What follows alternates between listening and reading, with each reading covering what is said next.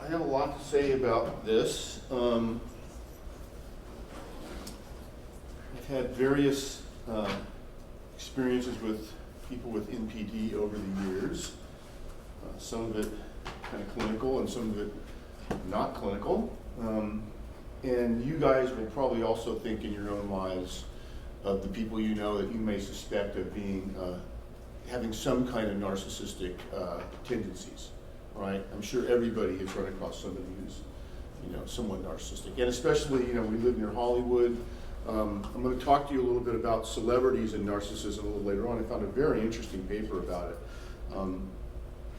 Talk to you a little bit about that, but obviously we live near LA, Hollywood. It doesn't take big stretch of the imagination to realize that we are really close to sort of one of the epicenters of narcissism, probably in the world, right?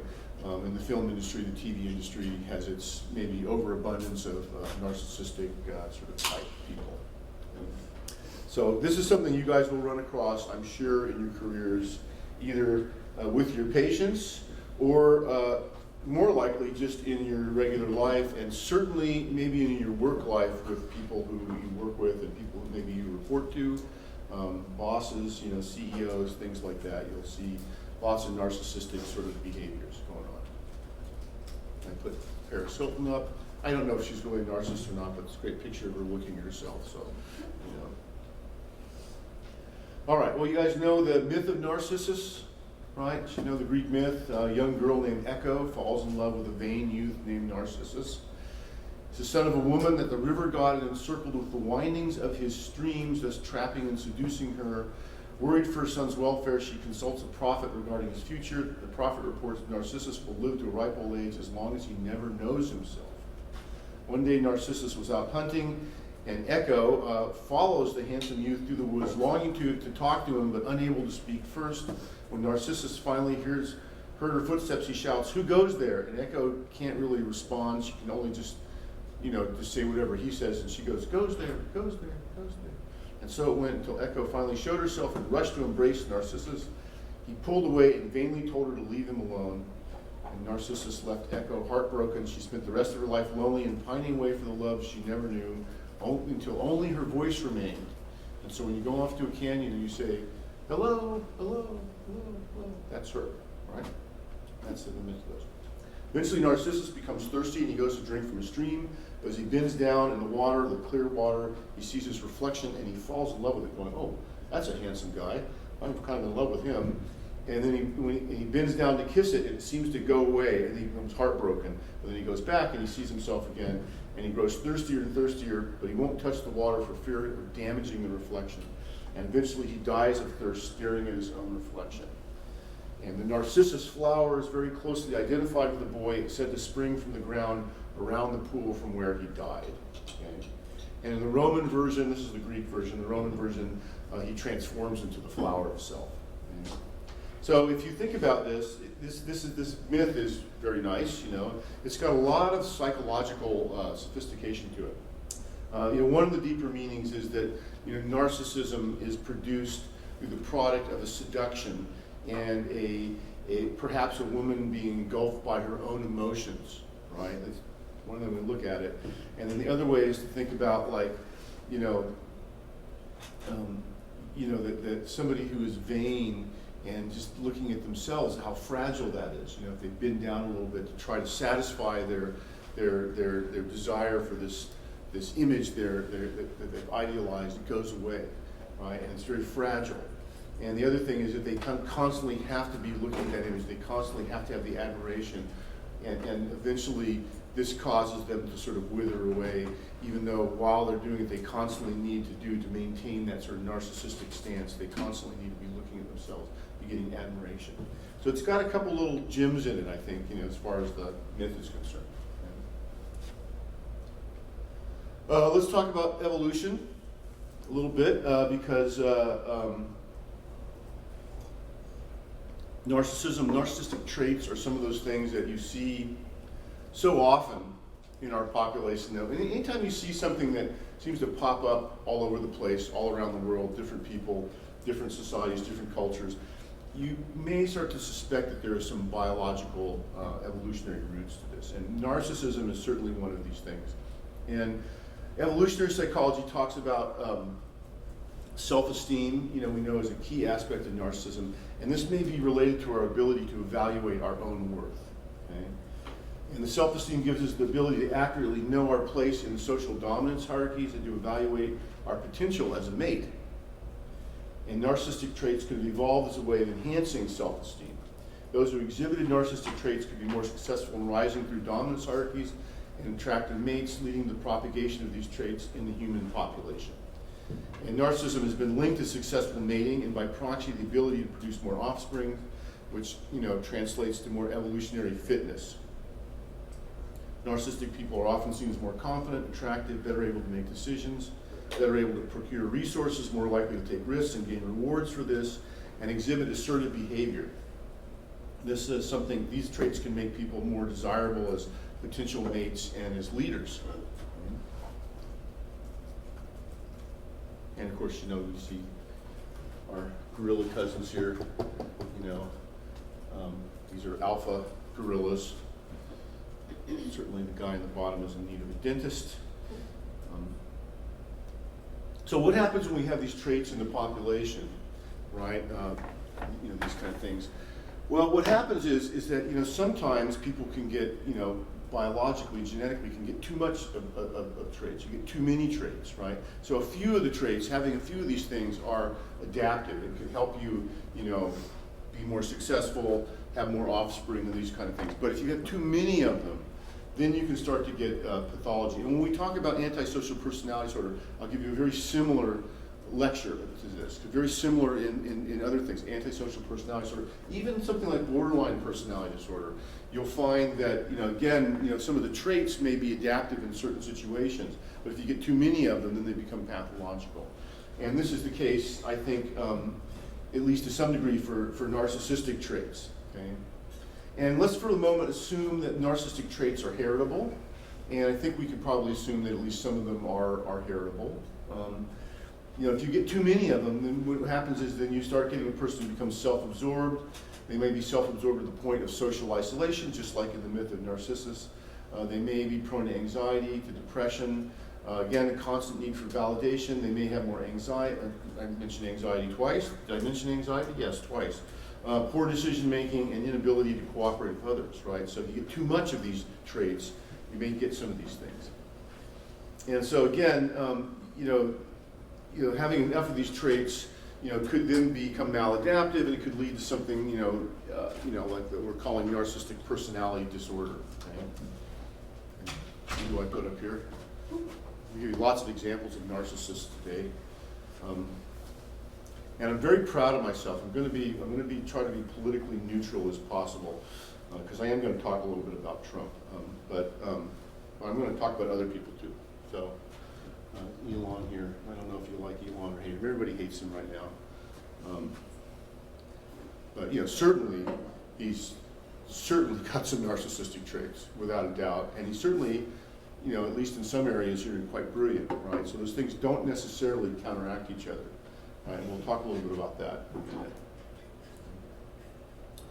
So what I like to think of a spectrum of narcissistic disorders. So this is, I'm going to put my own little take on this. This is a psychodynamic view, but it's also going to be my take on the psychodynamic view. And it's a little maybe perhaps more simplified than what you'd find in the psychodynamic literature, the psychoanalytic literature.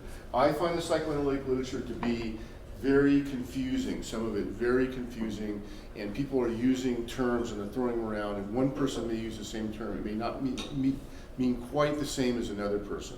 So I want to be very clear about that. I'm going to give you a little bit, I think it's simplified version, but I think it's also perhaps more efficient version. Okay? And try to simplify it down a little bit so it makes more sense. So what I want you to do is think of narcissistic disorders as a spectrum. Okay? So we just talked about evolution. Having some narcissistic traits basically equates to having some good self-esteem, being able to be assertive, to be able to stand up for yourself, to be able to function in society, to cooperate with other people, but still, not not just be, downtrodden by somebody else's ideas, but be able to stand up for your own ideas and, interchange with people. This is what we call healthy narcissism, okay? And in the psychology literature, a lot of the stuff on healthy narcissism has really been the research and stuff that's been done under the guise of research of self-esteem. And there's a ton of research on self-esteem. There's a ton of it out there. In general, having self-esteem is a good thing, right? We all should have self-esteem. If we didn't have any self-esteem, we'd just lie in bed in a fetal position and not bother to get up in the morning, and so self-esteem is really good. Self-esteem is related to all sorts of stuff, all sorts of other disorders, depression, anxiety, related to a lot of things. So having some self-esteem is good, right? So talk about healthy narcissism, right? That you get out of bed in the morning, you have some purpose in life, you feel like you're capable of doing things. Also, the other thing related to healthy narcissism is self-efficacy. Another thing that, social psychologists talk a lot about. If you do any reading on social learning theory, my first dissertation was on social learning theory. Self-efficacy is very important, right? Self-efficacy also, the ability to feel like that you can do stuff effectively, right?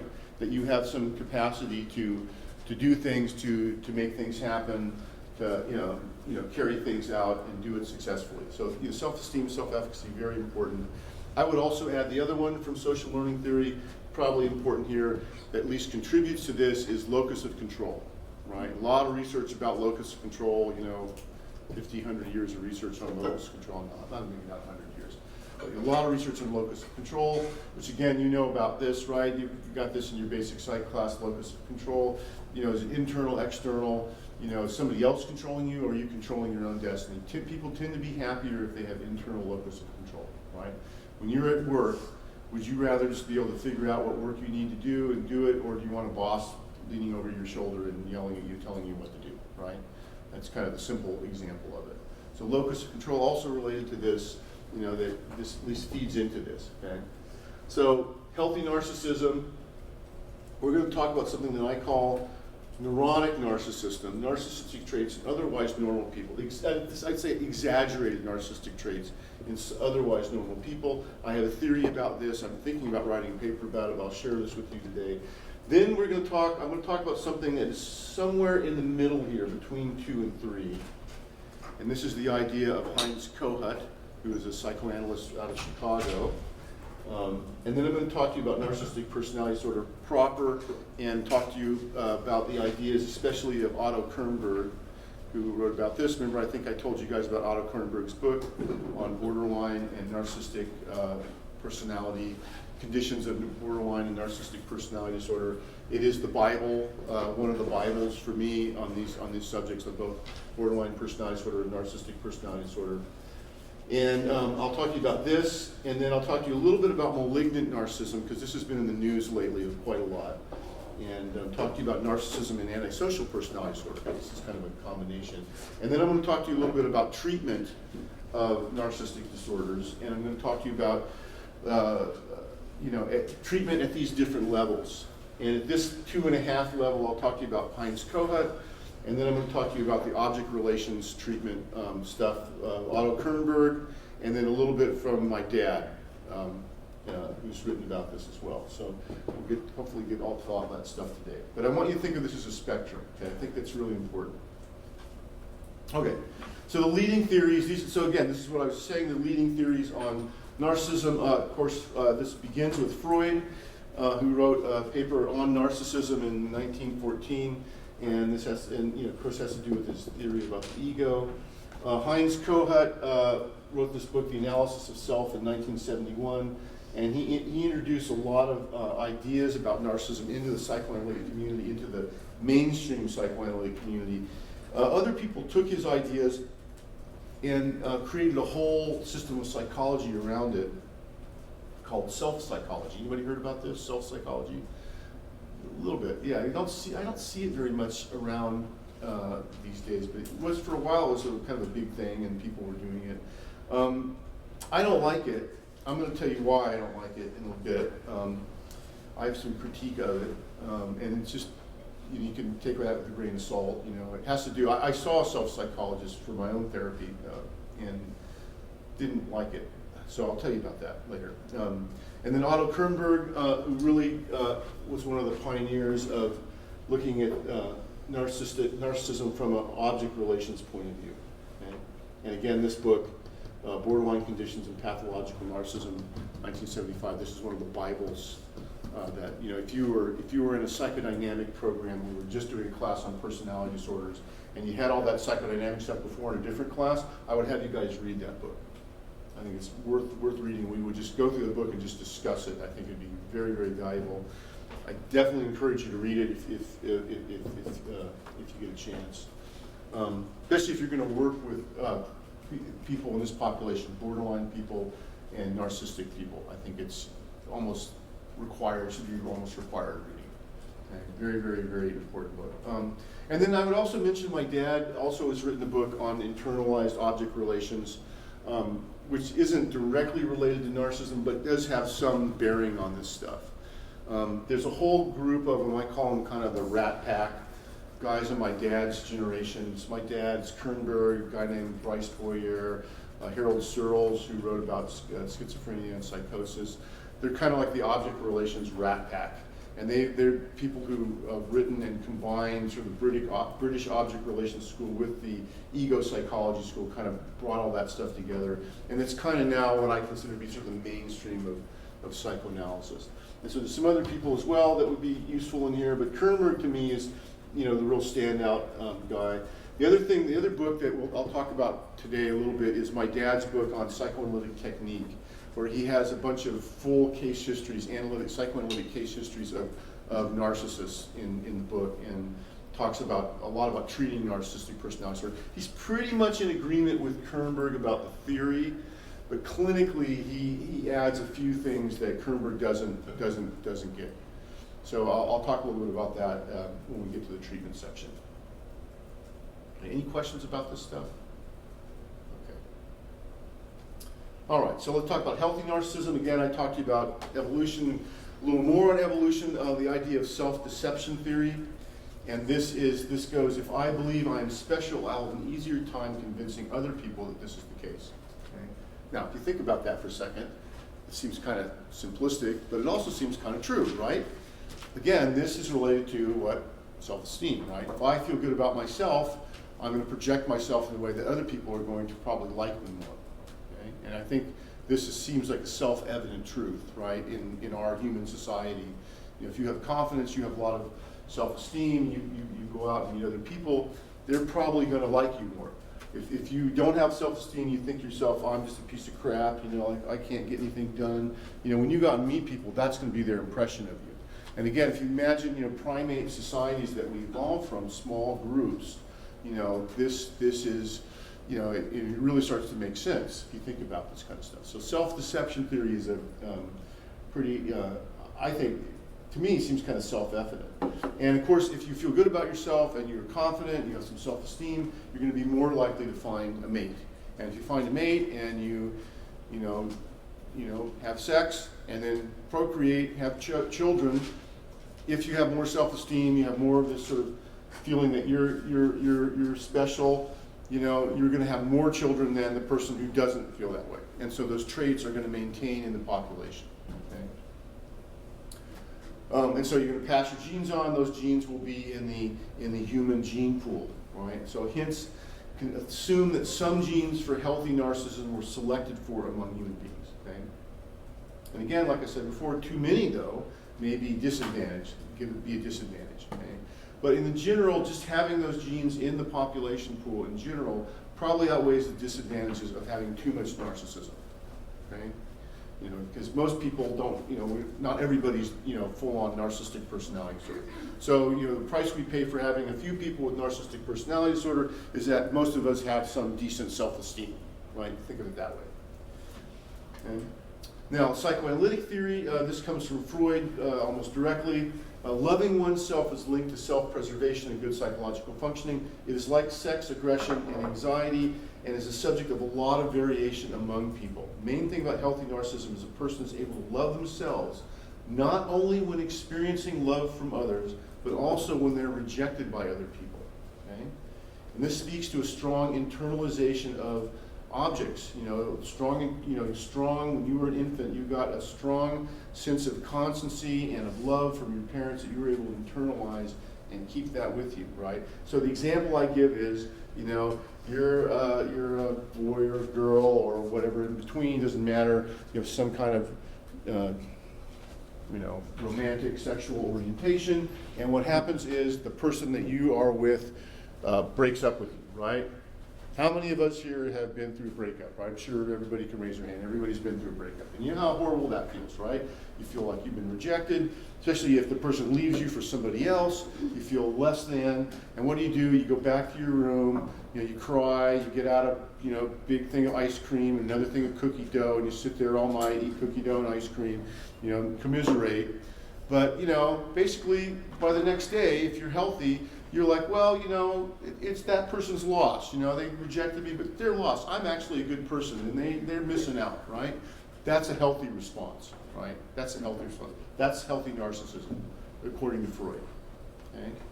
The idea that you're able to still love yourself even though somebody else has rejected you. Okay? And the reason for that is because when you were a little child, a little infant, and you did bad things, and your parents had to scold you, they did not reject you. They still were able to love you, and they were able to internalize that. And that was stable and consistent throughout your infancy and into your childhood. And so you have internalized that. That's the basis. When I talk about object relations, that's the basis of what I'm talking about. That's it in a nutshell, basically. Okay. Not to go, I'm going to give you some fancy charts and graphs in a minute, but this is basically it, right? That's what normal people do. And that's what normal people do. If, for instance, somebody breaks up with you, rejects you, and you fall to pieces, and you think you are worthless, and you can't function anymore, and that maybe goes on beyond a day or a week or something. 6 months later, you're still pining after the person and thinking that you're just a piece of crap. That may point that your early object relations, there was something going on. You didn't get that stable love and consistency from your parents when you were a very small child. Okay? Healthy narcissism, you got that. And you realize you're still worth something even if you get rejected. And this is not just true in romantic relationships, it's also true for jobs. How many people here have ever been turned down for a job? Yeah. So you know what that's like, right? I just applied for a job. I had an interview, it went really well, and I just found out I didn't get it. And for 2 minutes I was like, that's a bummer, I feel rejected, like I'm not good enough. And then I'd say 15, 20 minutes later, I realized, well, that job would be a pain in the ass. I'm really happy I didn't get that. My job right now is great. My life is great. I'm doing fantastic, I'm well worth it. I got plenty of other cool things I can do, and, I got plenty of other fulfilling things, and, it's good, But if I was pining away, why did I get that job? Calling the poor place up. Hey, I wanted to know why I didn't get the job. Can I interview again? Whatever crazy thing I would do, that's pointing to some issue, right? So healthy narcissism is that ability to love yourself even in the face of rejection. Okay? Make sense? Hopefully you're all able to do that, right? Hopefully, and if you're not, that's a good reason to go into therapy, right? If that's a good indication of you're having a problem, you can't get over whatever rejection. And my dad's written about this in the terms of pathological mourning. So Freud talked about this in terms of mourning, being able to mourn something, a loss, right? If your mourning is pathological, and that doesn't mean just somebody just died, that you knew, but also, it could be somebody rejected you or you didn't get the job, whatever it is you're mourning. If that becomes pathological, that's a good reason to be in therapy.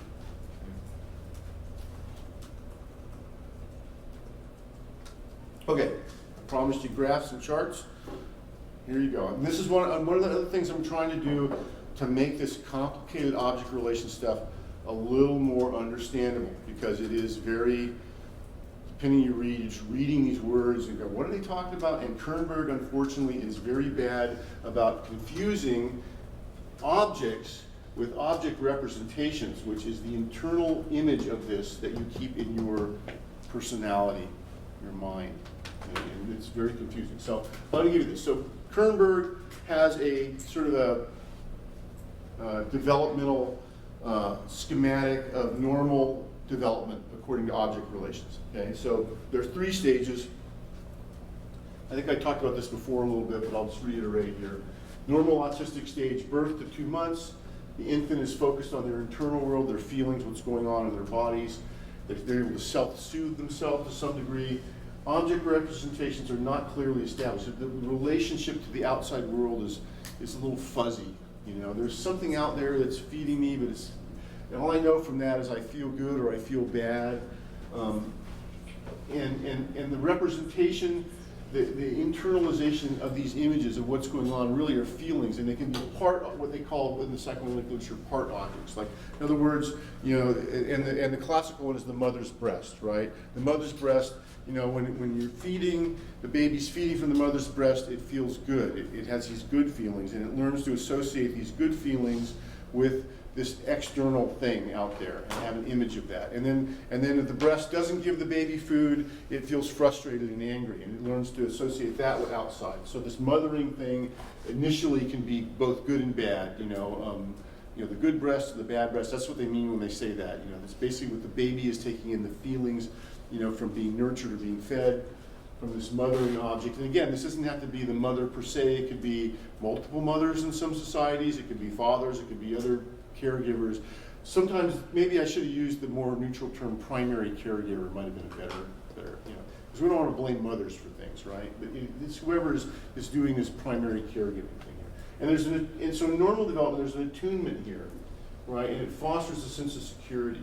And what happens is that these part objects, they split into good and bad, eventually become merged into one object, a whole object. The baby starts to have a sense of the mother as a whole, and the mother becomes both, the baby senses the mother as both good and bad, okay? She's the one that feeds you and nourishes you, but also the one that can be frustrating sometimes, you know? And that is, and then what you have is ambivalent images, object representation. The object representations become what in the term is termed ambivalent, right? They're both good and bad. Mostly, hopefully in normal development, mostly good with a little bad, right? Mommy is mostly good. Most of the time mommy makes you feel good. Sometimes she frustrates you, but just every sometimes. That's normal development. And that happens kind of in this symbiosis stage, 2 to 3 months to 6 to 8 months. Infant becomes aware of the outside world, begins to form attachments. Object representation of a mothering person is established.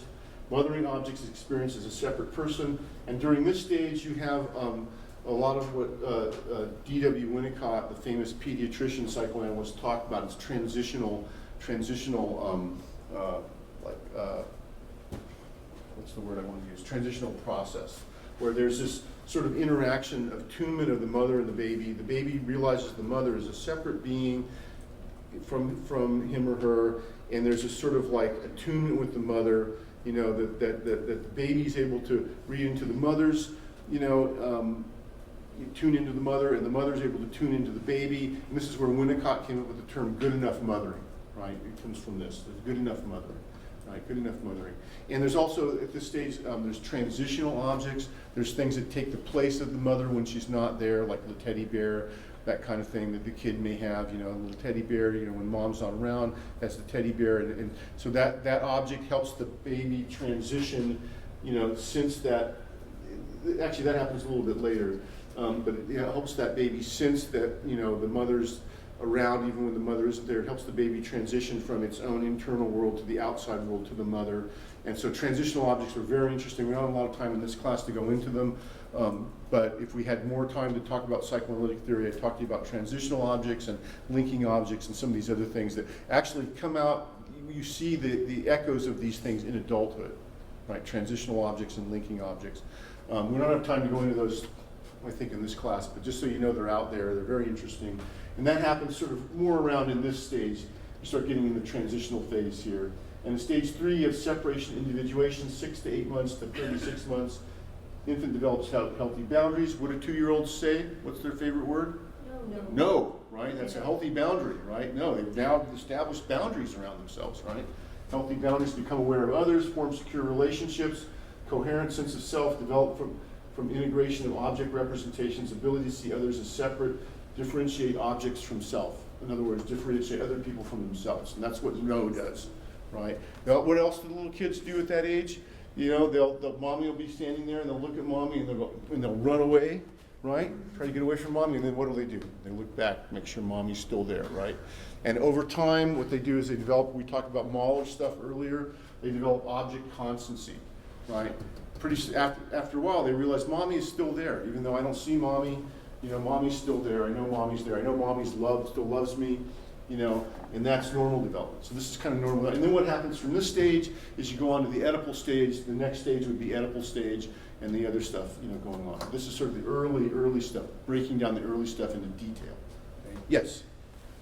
In a way, sometimes I wonder if, some of this stuff, the object relation stuff, it's like it sounds so complicated in form because it's so, in a way, it's so elementary in a way. Like, I mean, tell me if I'm wrong, but my take on it is like the object relations is like, okay, you got the infant, and then you've got the rest of the world, and the infant needs to understand who he is, that he's an individual separate unit, right? And that's a problem.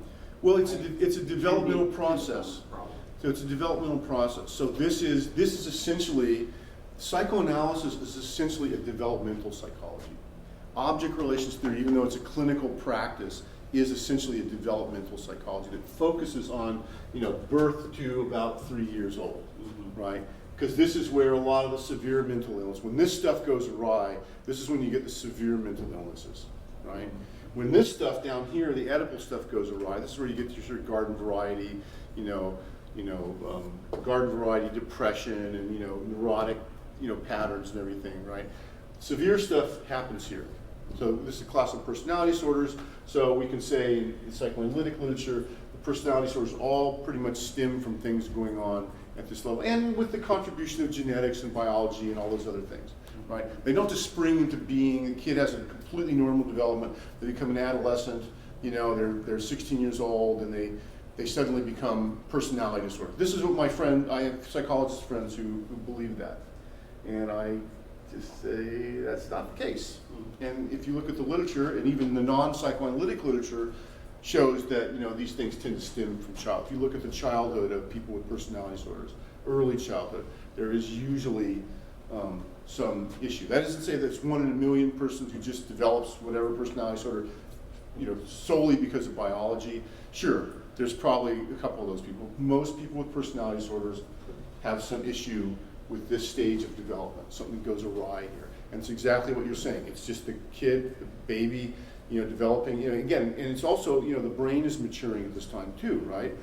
So it's like potty training, right? The baby's, you can't potty train a kid, before a certain age because the brain and the nervous system just isn't developed enough, right? It's the same here too, right? The brain of the child here is not developed enough to have a full-on relationship like this kid did, a 3-year-old kid does.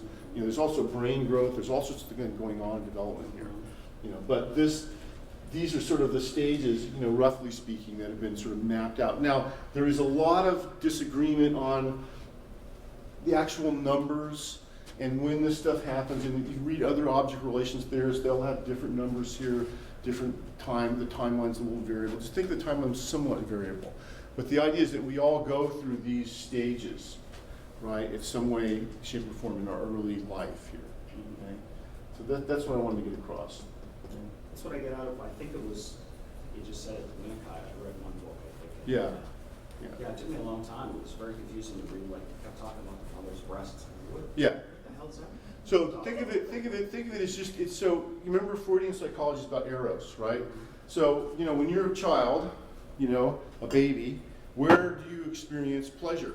You experience pleasure by feeding, and you feed typically from the mother's breast. I mean, you could have a bottle too, but the mother's providing that bottle. The mother is providing you pleasure and satiation, feeling good, right? You feed, you feel good. It's like, we all do that, right? We eat, we feel really good after a meal, right? Baby feels good. Baby goes to eat, from the breast or the bottle, and there's nothing there. They get frustrated and angry, right? They have the feelings of frustration and anger, right? And so they learn to associate those things with the outside world. Again, if you're a behaviorist, you can just think of reinforcement. And interestingly enough, Kernberg uses the word reinforcement quite a bit in this book, at least. Quite a bit. I mean, so you just think of these things as being, you're reinforcing the feeling, you're reinforcing the association. If you think of even early behaviorism, associationism, you're learning to associate that mothering figure or that part of the mother with feelings of, good feelings and with bad feelings, right? And one of the greatest things to happen in this developmental stage is where those good and bad feelings come together into one, right? You sense of the mother as one person who's both mostly good, but a little bit sometimes frustrating. That is a very important developmental milestone.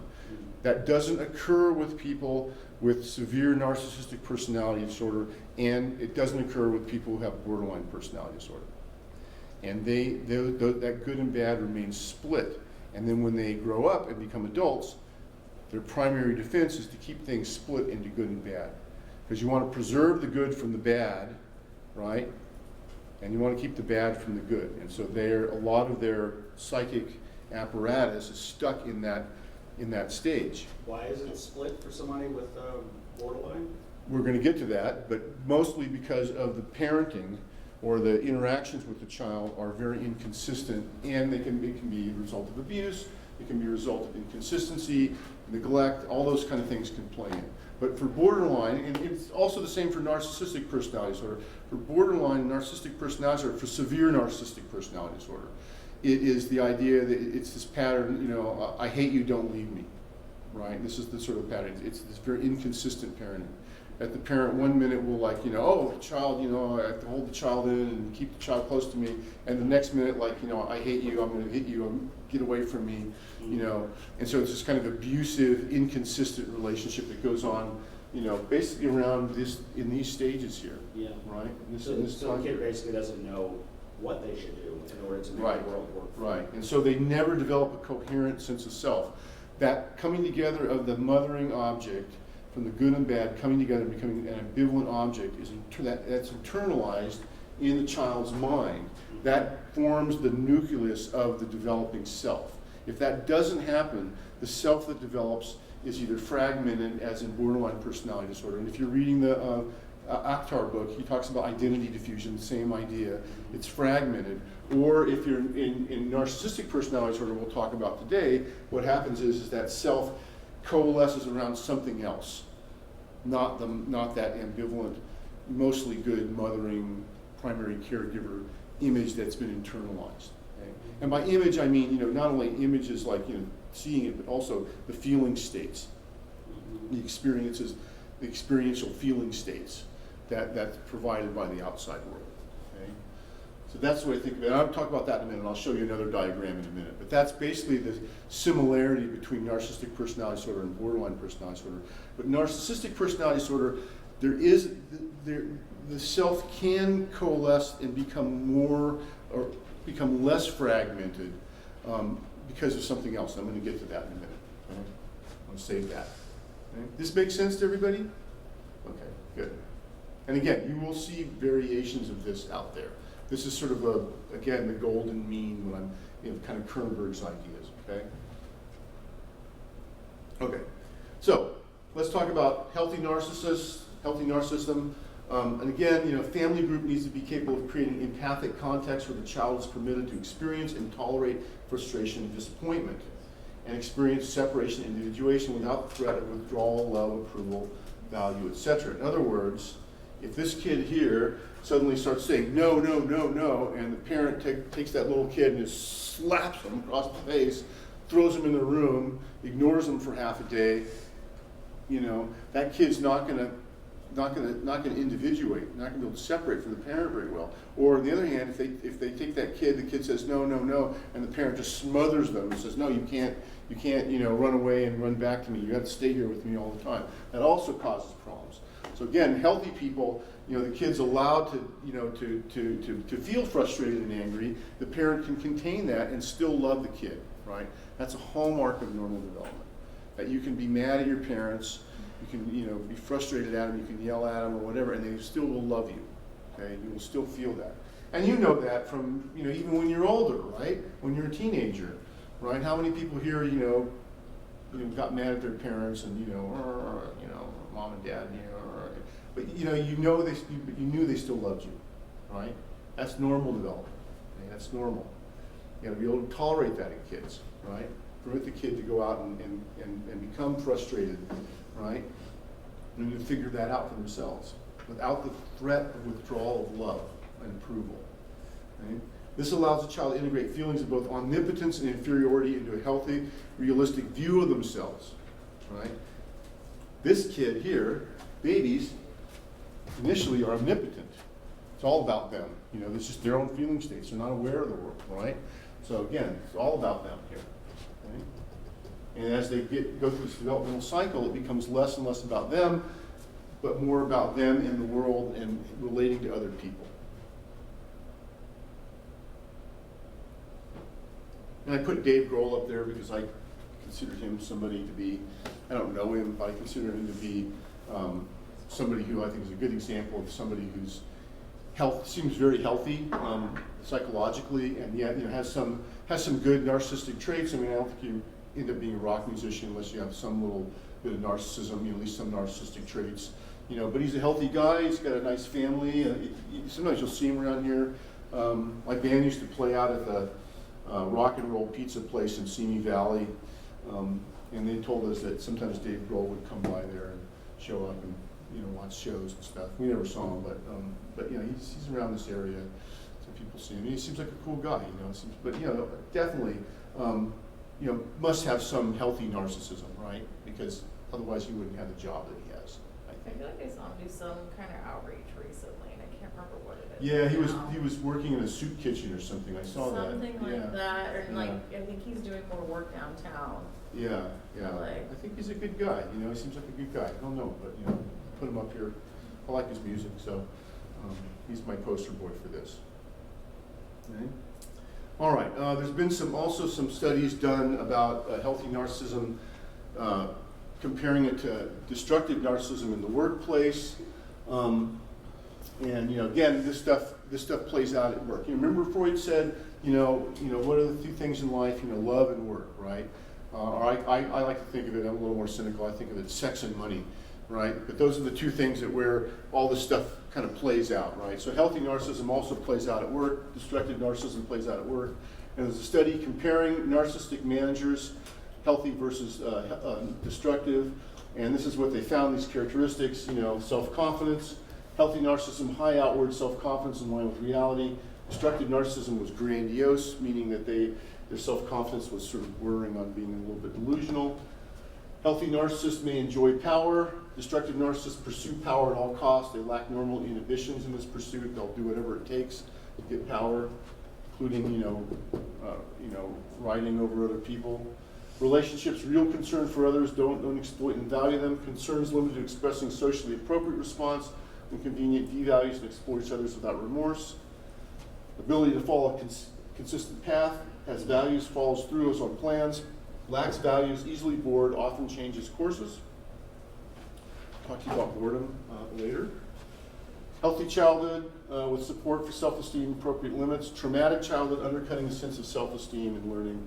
And again, these aren't psychoanalytic people writing this. This is just some organizational psychology people. So again, you can see this stuff playing out at work. Okay, so let's talk about what I call neurotic narcissism. Okay, sometimes referred to as exaggerated narcissism. This is a lower level of narcissism that can be adaptive. And this type of narcissism primarily due, I was thinking earlier maternal shortcomings, but I'm kind of changing that idea now a little in my head. I think what happens here is, with these neurotic narcissists, is that they are, it's really a result of something going on during the Oedipal period.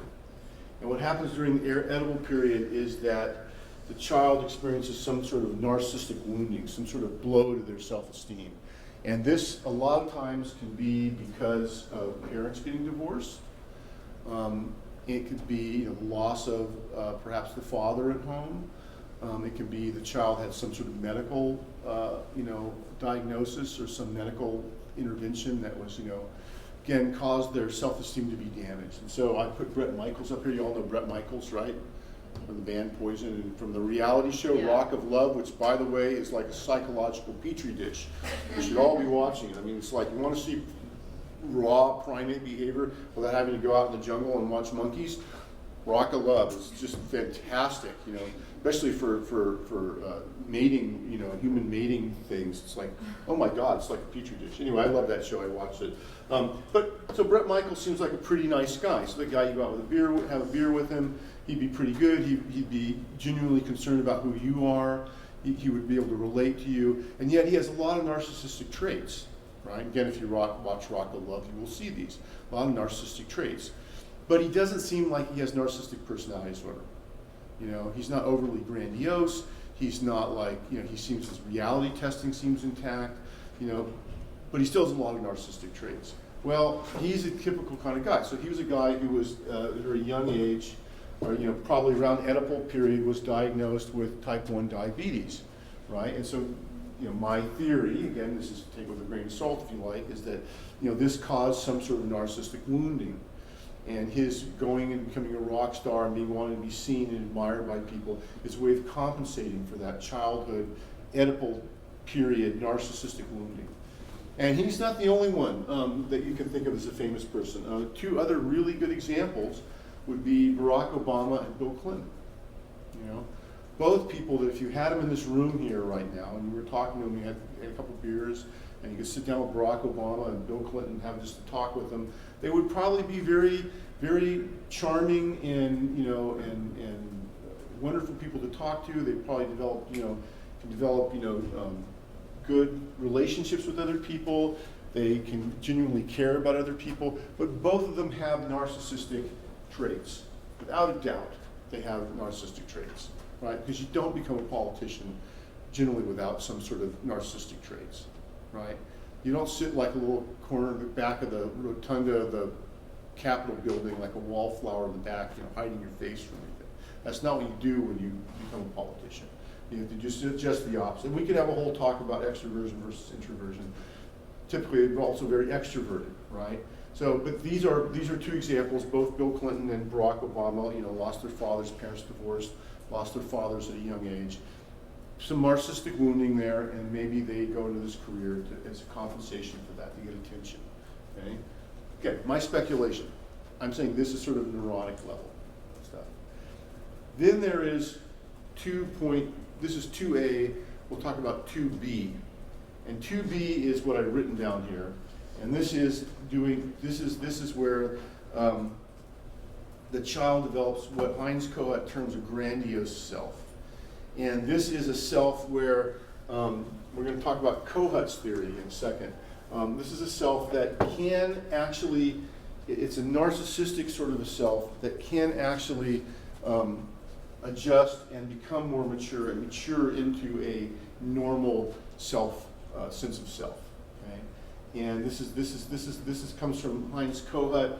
It's not quite fully on Neuronic, and it's not the level of narcissistic personality, so it's sort of in between. Okay? Sort of in between. And let's talk about this. So this is Kohut's theory.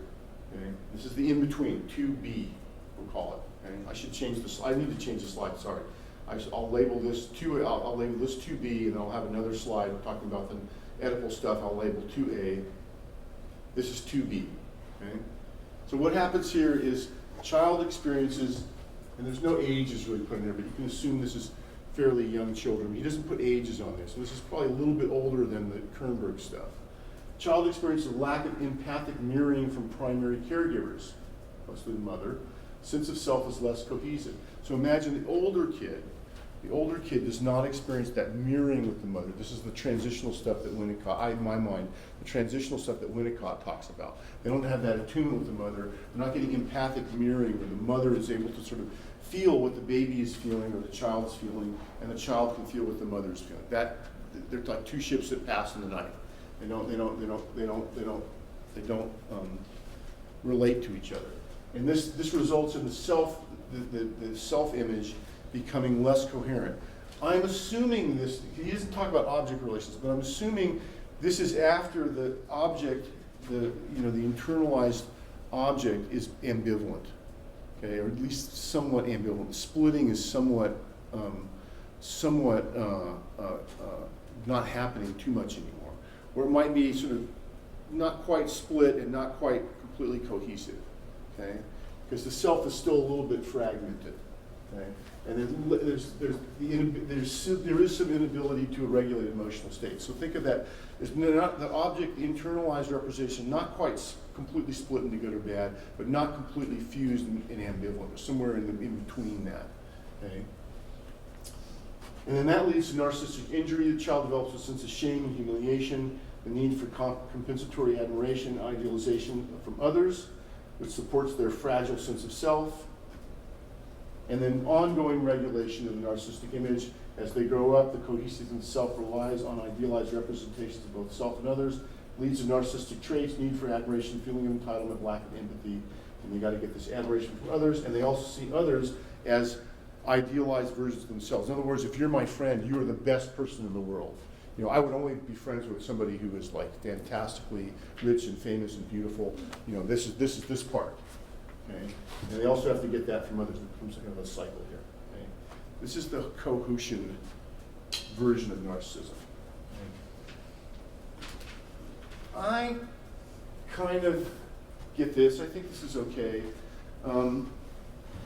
I think the problem with this is when it comes to treating narcissistic personality disorder as this is the cause, and then how you treat somebody using this sort of diagram. Because to me, this person doesn't have narcissistic personality disorder. This is not narcissistic personality disorder. This is, again, somewhere in between neurosis and, you know, neurotic personality organization and narcissistic personality disorder, somewhere in between. Okay? And so again, if somebody was sort of more neurotic, you know, maybe I would treat them according to Kohut stuff. But there's some other things about Kohut's things, the treatment that comes from this that I don't like. For instance, Cohutian self-psychologists don't adhere to neutrality as strictly as, you know, somebody who would be purely psychodynamic. They're a little more self-disclosing. They're a little more like supportive. I don't know. I have a little problem with that. But again, take that with a grain of salt. Okay. And there's Kohut here. You can read this stuff. I found, so just to be, I'll be completely honest. Kohut's writing is just terrible. It's really hard to tease. I mean, it's almost incoherent.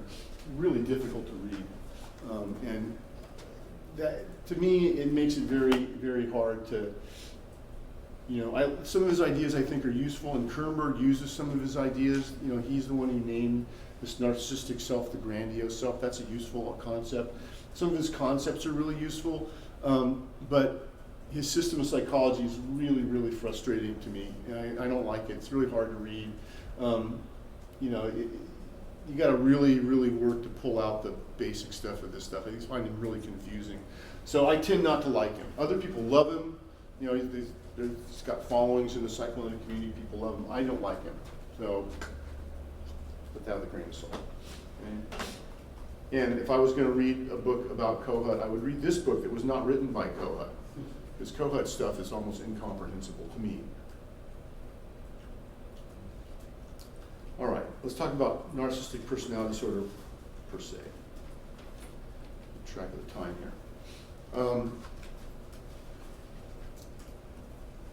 And you know, I've got this nice picture here, this beautiful young lady, self-preservation, the first law of nature. This is what's going on with narcissistic personality disorder, self-preservation. So let's take a psychoanalytic view of this, okay? Freud believed that an individual would become an object of their own libido. When you're in love with another, you invest everything in the other person while feeling yourself to be nothing. Okay? So this is something Freud wrote about. Right? When you fall in love with somebody, that person, you invest all your energy, all your eros into that other person. That person becomes the be-all and end-all for you. Right? Narcissists, the other way around. The libido is not expressed outside of the self. It's withdrawn from external objects and focused onto one person's, Freud said, onto their own ego rather than the outside world. So if we go back to this diagram, Freud's saying narcissism is where this baby is always just doing self-referential here. The mothering object doesn't intrude on this. And they just continue to be self-referential. It's all about them, and these things out here eventually just become sort of, you know, projections of their stuff. But they're just self-referential. They don't invest in any of these. They don't invest love in any of these outside objects. Right? This is Freud's idea, original idea.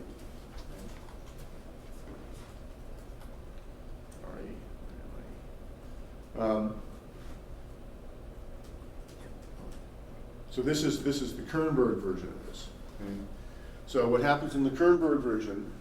So that what I just told you is the Freud version, the original Freudian version. Kernberg version is a little more subtle, a little more detailed, and this is because Freud did not really deal with this level of development, right? For Freud, this is kind of oral stage going into the anal stage, you know, and that was it. He didn't dig into the sort of, you know, outline the specific object relationship.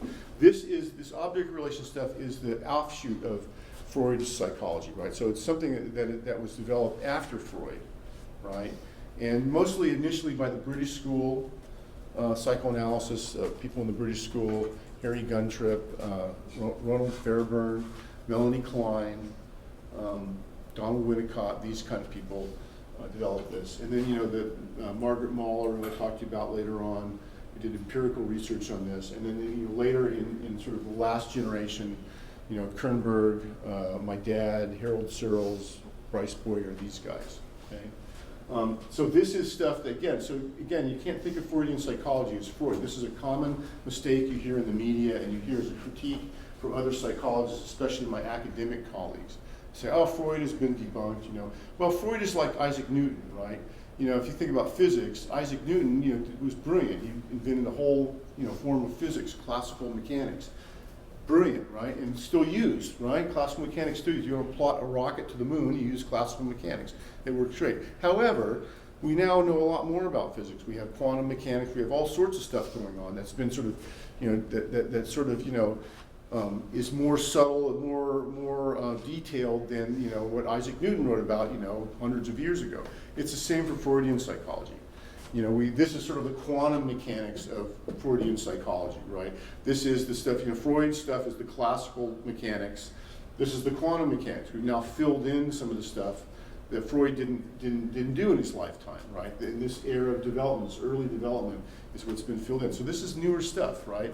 So again, you can't judge Freudian psychology by, you know, what Freud did, you know, over 100 years ago. You got to look to what the newer stuff, right? So this is a very, you know, ongoing area, newer area, you know, in psychology. It's probably 40, 50 years old now, and yeah, I mean, it's older than that, but I mean, it's probably come to fruition in the last, you know, 30 or 40 years. And it's still, people are still doing research on this, right? So this is the newer stuff. Okay. So what does Kernberg say about developing narcissistic object relations? This stage, the first stage, infant self-soothing. Self-soothing is not as functional. That could be because of biological stuff, inheritable stuff. It could be genetics, epigenetics. Kids not able to self-soothe as well. Internalization of part objects occur with overrepresentation of bad objects. In other words, you know, the normal child, most of the things it internalizes are good with a little bit of bad. So with narcissistic personality disorder, they're getting more bad from the parenting object, the mothering object. And again, it could be because of this inconsistent, I hate you, don't leave me. It could be because of some abuse. The child's getting more frustrated, right?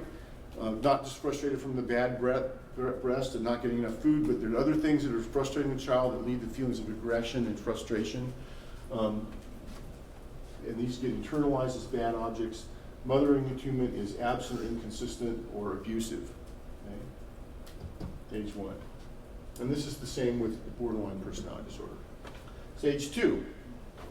Infant's object representation of the mothering person remains split into good and bad, lack of integration. So I talked to you about that before.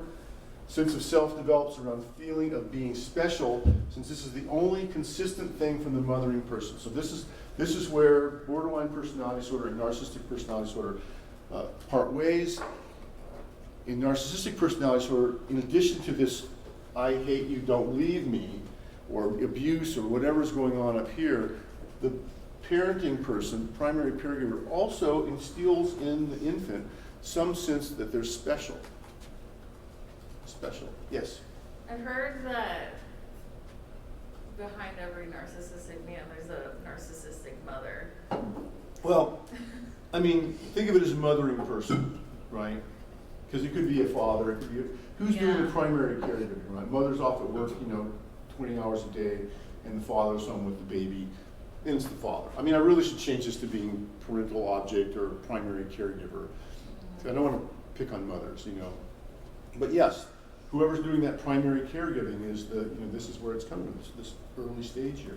Remember, this is an infant at this stage. Human infants need a lot of care. I mean, human infants aren't independent until they're like 18 years old, if you're lucky, right? They need a lot of parental care, especially at these early ages, right? Unlike other animals, where you give birth to the animal and 3 days later it's on its own, right? No, human beings require a lot of intensive care at this point, right? A lot of intensive interaction with that infant. Okay? And so what happens here, this interaction is not very good for some reason, but the mother or the primary caregiver also is probably because they have something going on in their own thing, have a need to have that infant be special. So there's something special about that infant, and they instill a need in that infant to be special, something special about it. They're either the most beautiful, or you're the smartest, or whatever it is, while they're doing all this other horrible, inconsistent, abusive parenting. Okay? And what happens is the sense of self doesn't build around this sort of integrated, ambivalent, object internalized. It starts to coalesce around this sense of being special, because the sense of being special is the only thing that is consistent. The only consistent thing they're getting from the parent is the need to feel special. So the sense of self coalesces around that and becomes something called that Kohut and Kernberg call the grandiose self. Okay? That happens up here.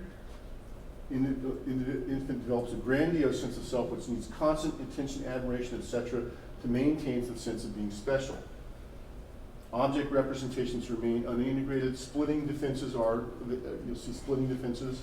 Inability to see others as separate from themselves. In other words, they're not able to differentiate people out in the world from their own sense of grandiose self. In other words, all the people around them are just planets orbiting the sun, if you will. Okay? And you'll see this sort of thing. And then other objects as well, father and other people here, also just kind of seen as, reflections of what's going on in here. But they don't develop a really coherent sense of self. And they need a constant attention to keep this pumped up, right? So think of it like a tire in a car, right, that has a slow leak, right? You drive that car around, tire starts going down, the ride starts getting bumpy, you got to go to the gas station, fill it back up. Okay, now you keep going, right? For somebody with narcissistic personality disorder, their sense of self is like that leaking tire. If they don't constantly fill it up, right, then the tire is going to leak away, leak away, leak away. And for them, that sense of leaking away is like they're not going to exist anymore. So when we say a narcissist needs attention, they're starving without attention, what we really mean is that if they don't get that attention, somehow they're going to feel like they don't exist anymore. It becomes an existential thing. They're going to feel like basically they're not going to exist. And so the need to get attention is very intense, and they will do whatever it takes to get attention. Okay? They have to keep feeding that narcissistic self. It's like a leaky tire. It's not stable unless it's being fed all the time. So there's constant need for admiration, being made to feel special. Okay? Yes? So what they see as their existing, it comes from the fact that their parent made them feel special, although on the other hand they also were a bad parent in some sense. Yes. Yes. To abuse the kid, slap it around, whatever, inconsistent, neglect it, but there's something, the parent also has a psychological need to make that kid special, and maybe the parent's narcissistic, so I have to have the most special kid, right? These kind of things. Could that be divided between parents if you have a mother and a father, where if you have a father who's abusive and a mother who's doting to the kid? Yeah, yes, very, very, very good point. And I was going to talk about that when I talk about Hitler, because that's what happened with Hitler. But the mother also probably very ineffectual, probably like just, almost to the point of, doting on the kid, making the kid feel special, but completely ineffectual as far as, being a mother, just not really present, not emotionally present, just kind of like in the background, father probably really abusive and violent. That was Hitler's background, that was Hitler's background. And the other person who had a background very similar to that was Donald Trump. His background was very similar to that. His mother, you never hear him talk about his mother, almost never. She was very subfused in the background. Father was really, at least emotionally, quite abusive. I don't know if he was physically abusive, but emotionally quite abusive. Hitler's father was physically abusive. I don't know about Trump's father, but he was emotionally very abusive, not just to his kids, to everybody around him.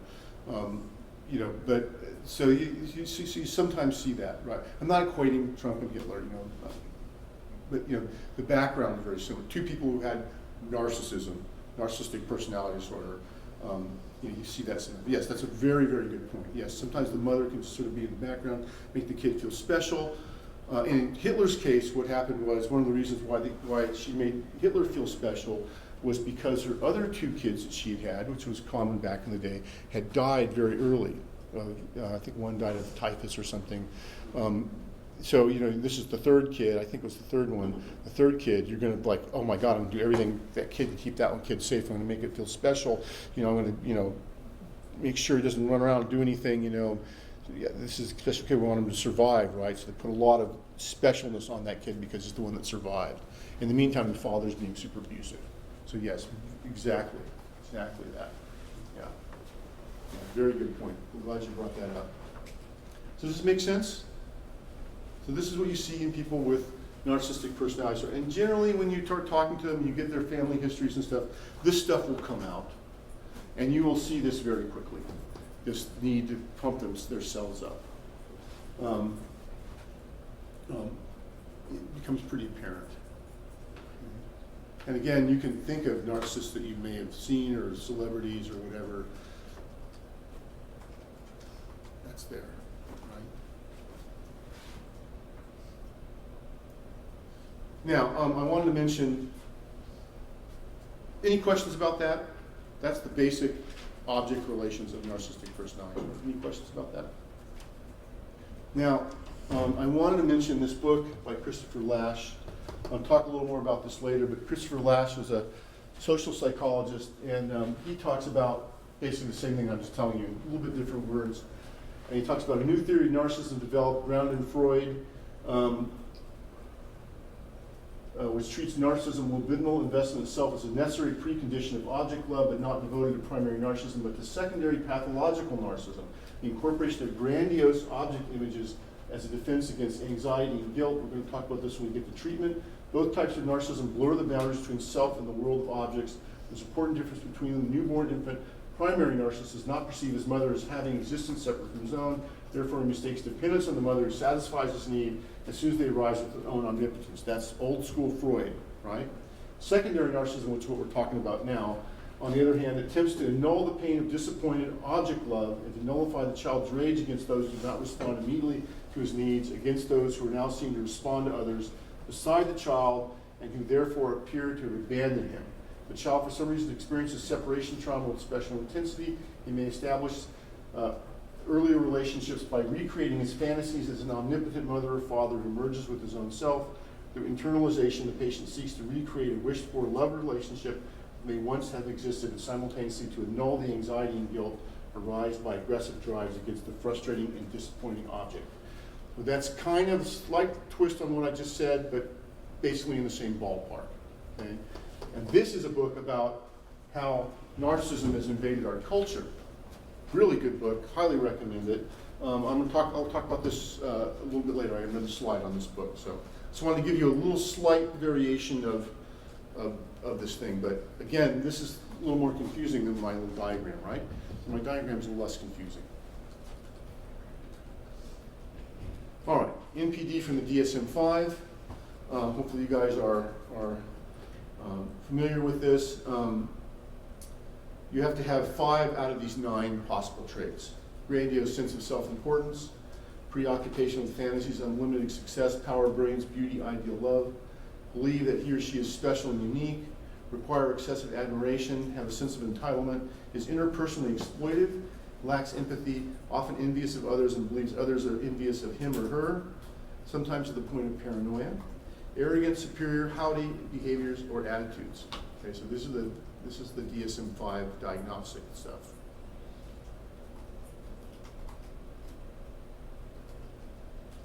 Okay, so I like this better for diagnosis. Narcissist test. Step 1, take a moment to think about yourself. Step 2, if you made it to step 2, you're not a narcissist. So there you go. That's a simple way to do it, okay?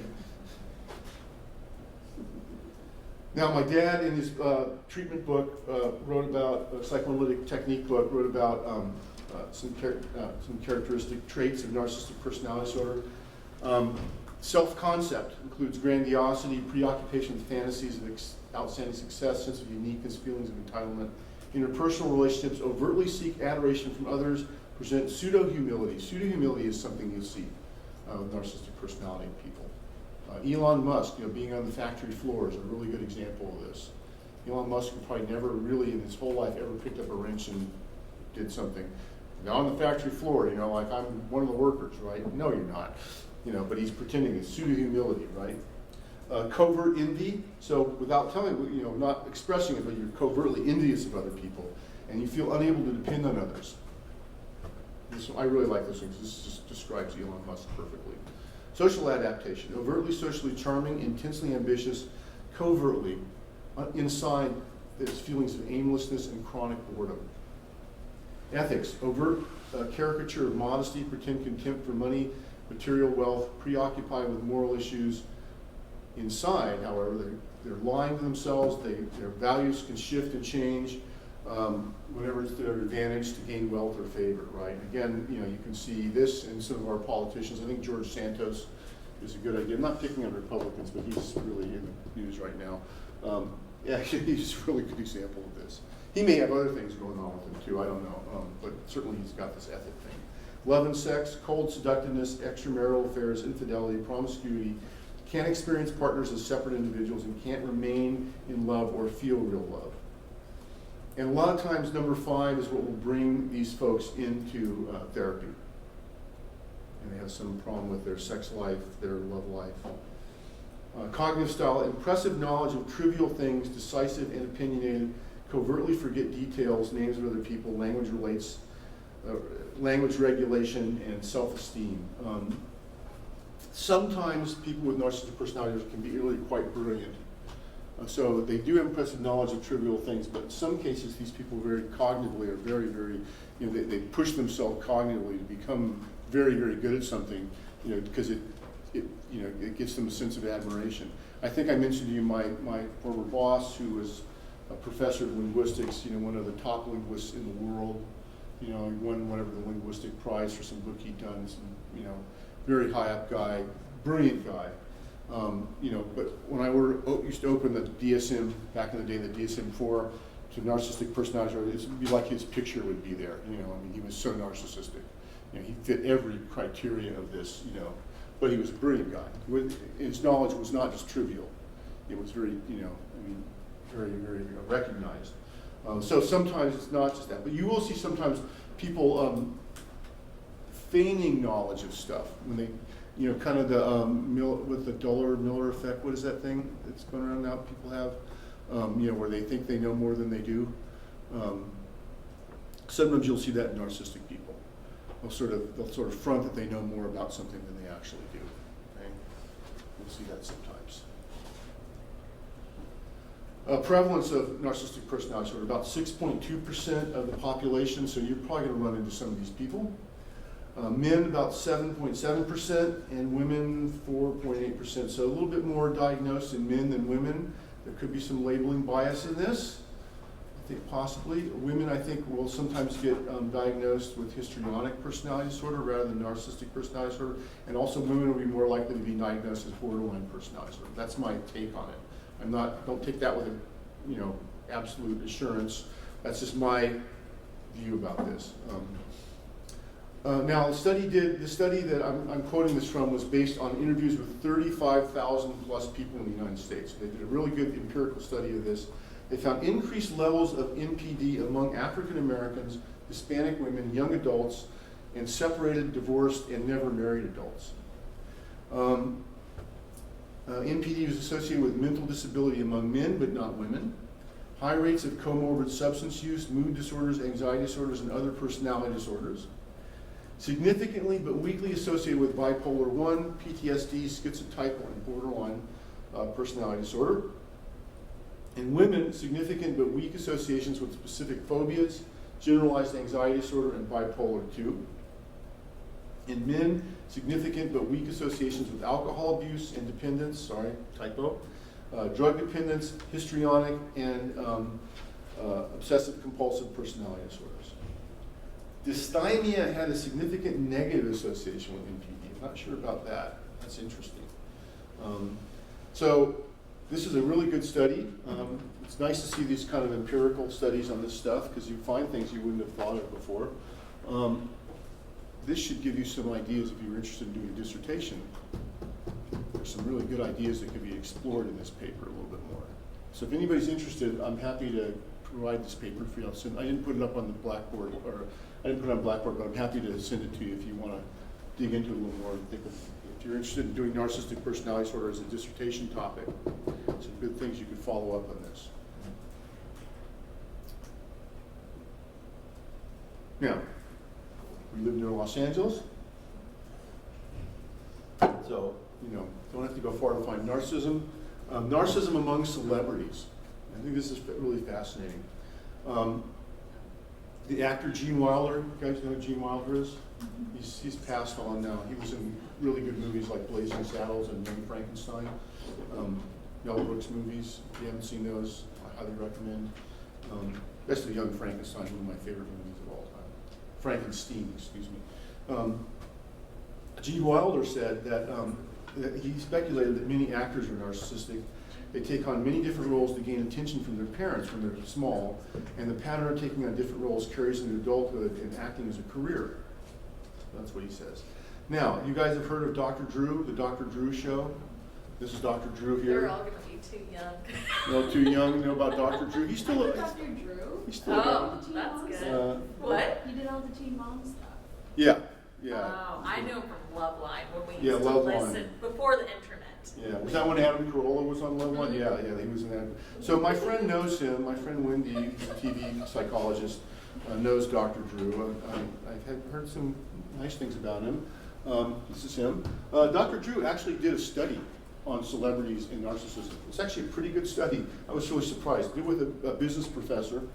And what they did was they surveyed a group of successful actors, comedians, and reality television people using the narcissistic personality inventory, and compared them with 200 MBA students.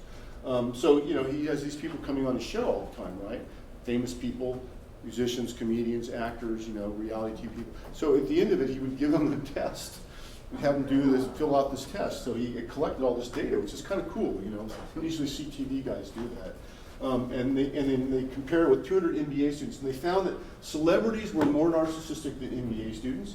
Both groups had higher narcissistic personality inventory scores than the general population that was found in other studies. Female celebrities had significantly more narcissistic tendencies than male celebrities, and this is counter to other studies. Other studies showed that males had more. And if you look at the prevalence rate, right, in this previous study, it shows more men than women, but he found the opposite among celebrities. Female celebrities scored much higher on exhibitionism, superiority, and vanity scales, the inventory used in the study. It may explain this result. Suggests that female celebrities may be more concerned with their appearance than their male counterparts. Reality TV celebrities had the overall highest rates of narcissism, 27% higher than the general population. Are you surprised by that? No, right? So reality TV, followed by comedians were the second highest. Then actors and musicians had the lowest scores of narcissism in the group, which I feel good about because I'm a musician. And I'm attributing that musician being lower to the fact that the musician, you got to come up through the ranks generally, and it means you play in bars and you're treated horribly by, you're rejected all the time, you're treated horribly, and you've got to be able to tolerate some of that to be a musician. So maybe they're a little less narcissistic. So that's my theory. Take that with a grain of salt. But I rarely found a club owner that has ever treated musicians well. And I played in every dive bar in Ventura County multiple times, and most of them in LA. and you get treated really badly. So that's my theory. Yes? So is it saying that, like, if one is very into their looks and like concerned with their appearance, then they're on the spectrum of Not just that, but that's one of the scales of the inventory. Okay. I don't have a copy of the inventory. I actually wanted to get it. I didn't have time to go get a copy of it. I want to get a copy of this. I'd be interested in it. But it's one of the scales. It's one of the things, right? But in and of itself, it's not, just because you're into how you look doesn't necessarily mean you're narcissistic. Okay. If that's the only thing you have, right? Yeah. But with the other stuff as well. And years of experience, the number of years you've been in a field, been a reality TV person or an actor or a musician or whatever, did not affect the scores. So, and he speculates that that might be because people probably they have the narcissistic characteristics before they go into the field, which would make sense when we're telling you what this stuff, originates in childhood, and then you're drawn to professions that will enhance your, need, will fill your need for attention all the time. He's an M. Dr. Drew's an MD. Yeah, he's an MD. Yeah, yeah, he's an MD. I mean, he did a whole thing on drug addiction. Right. He knows nothing about drug addiction. His advice for drug addicts, if you watch the show, is to just tell them to stop. Oh. It's a typical MD thing. I'm the MD. I'm the authority. You need to stop using drugs. That's what he does with drug addicts. That doesn't work, by the way. I don't know if you work with drug addicts. That does not work. Actually, it doesn't work for anything. Telling people to stop doing things. I mean, that's what I tell my clients, just stop. Just stop. You're crazy. Just stop being crazy. Slap them in the face a few times. Stiff upper lip. Like the Just British. relax. Repress all those emotions and get on with it. essential oils on your neck. Essential oils. Yeah. It doesn't work. I think of just stopping. Just stop being depressed and anxious. It doesn't work. It doesn't work. So Just don't worry about it. again, sometimes, and again, I'm not picking on Dr. Drew and MDs in general. Sometimes the MDs think they know more about, psychology and psychotherapy than they actually do. He has quite the pedigree. Yeah, he does. I mean, he's a legitimate guy. I can understand And why. the study was pretty well done. I mean, it's a pretty well done study. I mean, I was impressed. So he's for a TV guy, he's pretty impressive. Right. And if you want to look at here's the details. If you want to look at the different scales here, here are the scales here: authority, exhibitionism, superiority, entitlement, exploitiveness, self-sufficiency, and vanity. And you want to look at the scales here. You can check these out. And, see. And here's the comedians. Reality TV guys are the highest here, followed by comedians. It's not that musicians are higher than the general population, but they are not as high as reality TV. I just feel good about that. Here's a quote from the book. Reality TV has provided an outlet for narcissistic individuals, many with limited abilities, to believe they can succeed in the entertainment industry. This desire to enter the industry may be fueled by types of fantasy feelings of success, power, and glory that narcissists seem to exhibit. It could also be the case that the producers of reality TV shows, and I know this for a fact because my brother-in-law is a reality show TV producer, have reasons for picking the most narcissistic contestants. First, as the literature shows, narcissists are liked initially, thus casting agents and producers may be drawn to hire them. Second, from an audience standpoint, narcissists tend to create drama and thus are entertaining to watch, especially in competitive situations. So this is so true. My brother-in-law was one of the producers of the Big Brother show, and I got to go down and see the show and watch them, run it and everything from the outside of the house, and watch the producers interact with the people in the house. And then add to that, those are the first two. Add to that, you have narcissistic people, and now you provide them with unlimited amounts of alcohol. That is the recipe for TV gold. Right? You can really start acting out when you get the alcohol in it. So, yeah. Is there any relation, like a narcissist and substance use? Mm-hmm. Absolutely. Yeah, absolutely. There's narcissist people with NPD tend to be substance users. Because again, like borderline personality disorder, real narcissistic personality disorder, they have trouble regulating their emotions, and so the drugs are used to help emotional regulation, self-medication kind of stuff. And I have a whole book on that. I can learn more about my ex-husband. There you go. There you go. And I picked on the Kardashians here. I don't know that the Kardashians are terrible. They're awful. But, you know. I worked with them a lot. Did you? Yeah, they're horrible people. Maybe one day they'll invite me over for dinner and I'll make a judgment about Maybe. them. Yes, they probably will. If they could get in, if you have some resources that they Yeah, can I take have advantage nothing. of. My closest brush with narcissistic people from Hollywood was Janice Dickinson. You guys know Janice Dickinson? She was a supermodel back in the day.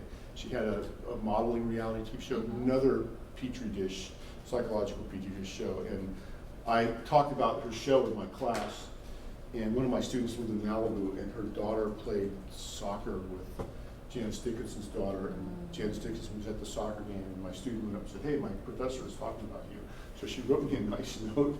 It said, like, "I never went to school or did anything. Look how successful I am." I should have put it up here as part of my lecture. The note was a great example of narcissism. She seems very nice, actually. So, a little crazy, but. So that's my brush with Hollywood. All right. So anyway, I thought that was interesting. You can ask yourself a question: are you a narcissist? There's an online narcissist test. See if this, you guys can check this out on your own. You can do this yourself. Check it out. I would not take this much with a grain of salt. Psych Central, by the way, has a bunch of these different quizzes. You can check yourself out, but don't take it with a grain of salt. Don't use it for diagnosing people, please. I don't want to get in trouble. And notice, conservatives, I put Hillary up here along with Donald Trump. I have not researched Hillary Clinton's narcissism as deeply as I have Trump, because remember, I told you I've been talking about Trump for the last 15 years before he went into politics. But there is an article about Hillary being a narcissist, and you can read this if you want. I'll let you read this on certainly she has some narcissistic traits, I think. Again, all politicians do. Doesn't matter what side they're on, where they come from. Trump, however, I will again, I'm not making any judgment on his I just had an argument with a friend of mine who is a very conservative guy and voted for Trump, and I had dinner with him and I said, he said, well, Trump's policies were great. So I'm not arguing about that. I'm just saying the guy's he has narcissistic personality disorder. You might like his policies, that's great, vote for him. Whatever you do, that's on you, do whatever you want. I'm not saying anything about that. But as far as narcissistic personality disorder, he hits every not 5 out of 9, he hits 9 out of 9. Every single thing there he hits, he is the textbook case of narcissistic personality. And again, I'm not saying that makes him a bad politician or makes his policies bad or, making a judgment about whether he should be running the country or not. That's, leave that to you guys.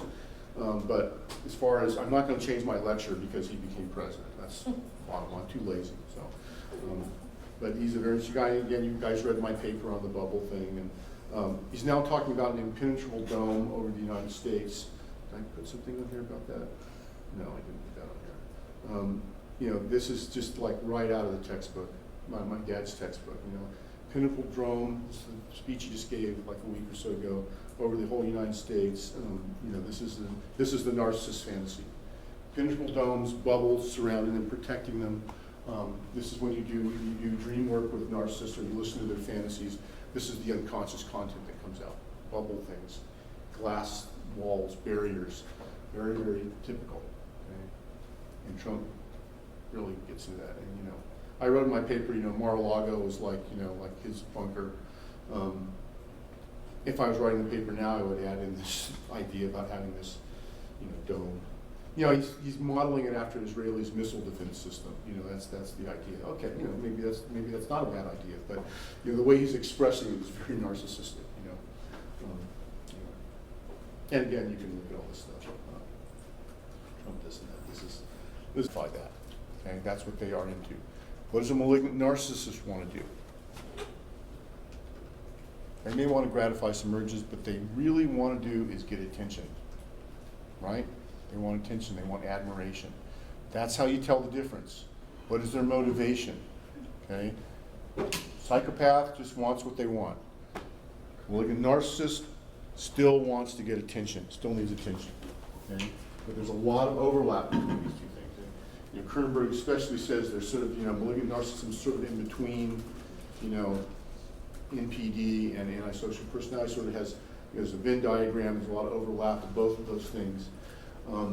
But the malignant narcissist is able to marshal other people to get what they want, to get the attention they need, right? And what they want to do, malignant narcissist wants to do is they get their admiration by having other people go out and do aggressive acts, especially having other people go out and be aggressive towards some other group that the narcissist feels is, somehow against them. They projected their bad stuff onto some other group, okay?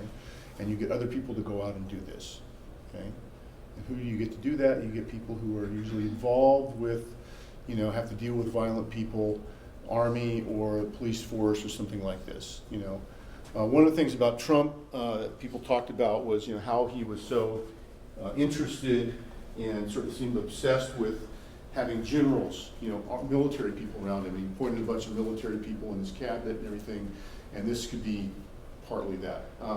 Whether you believe Trump's a malignant narcissist or not, I initially did not think he was a malignant narcissist. I'm a little less sure about that now. I'm not quite sure.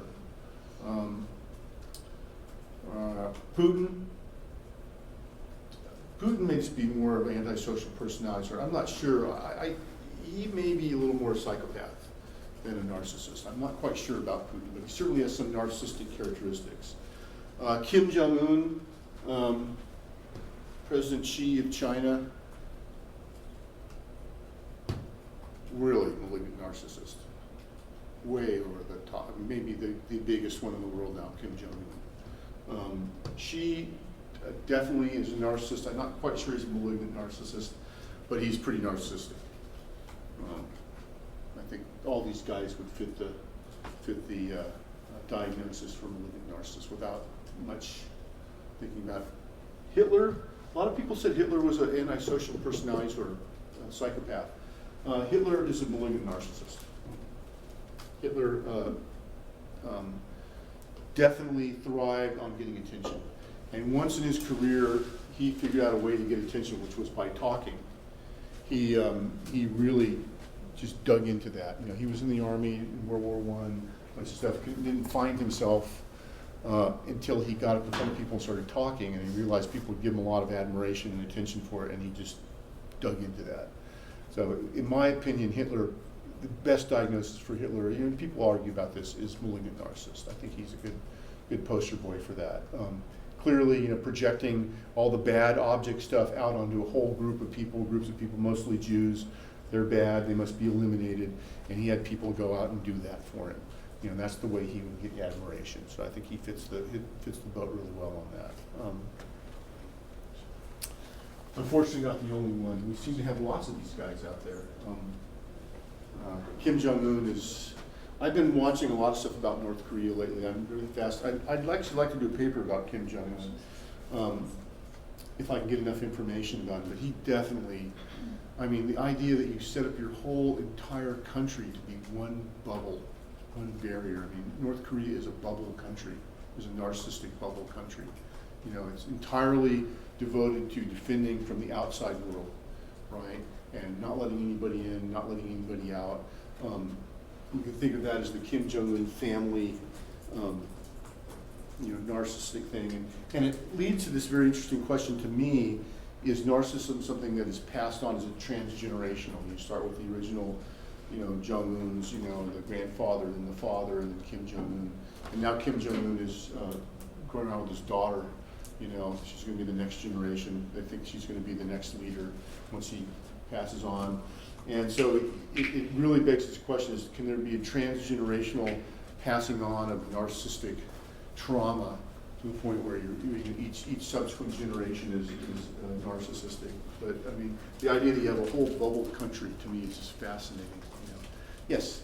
So, are there people that go to psychologists and the psychologists deem them to be like narcissism or narcissists, and regularly, how often is that a cause for concern of maybe having or is there a prognosis for them? Yeah, so I had that a little bit later, but I can just tell you now.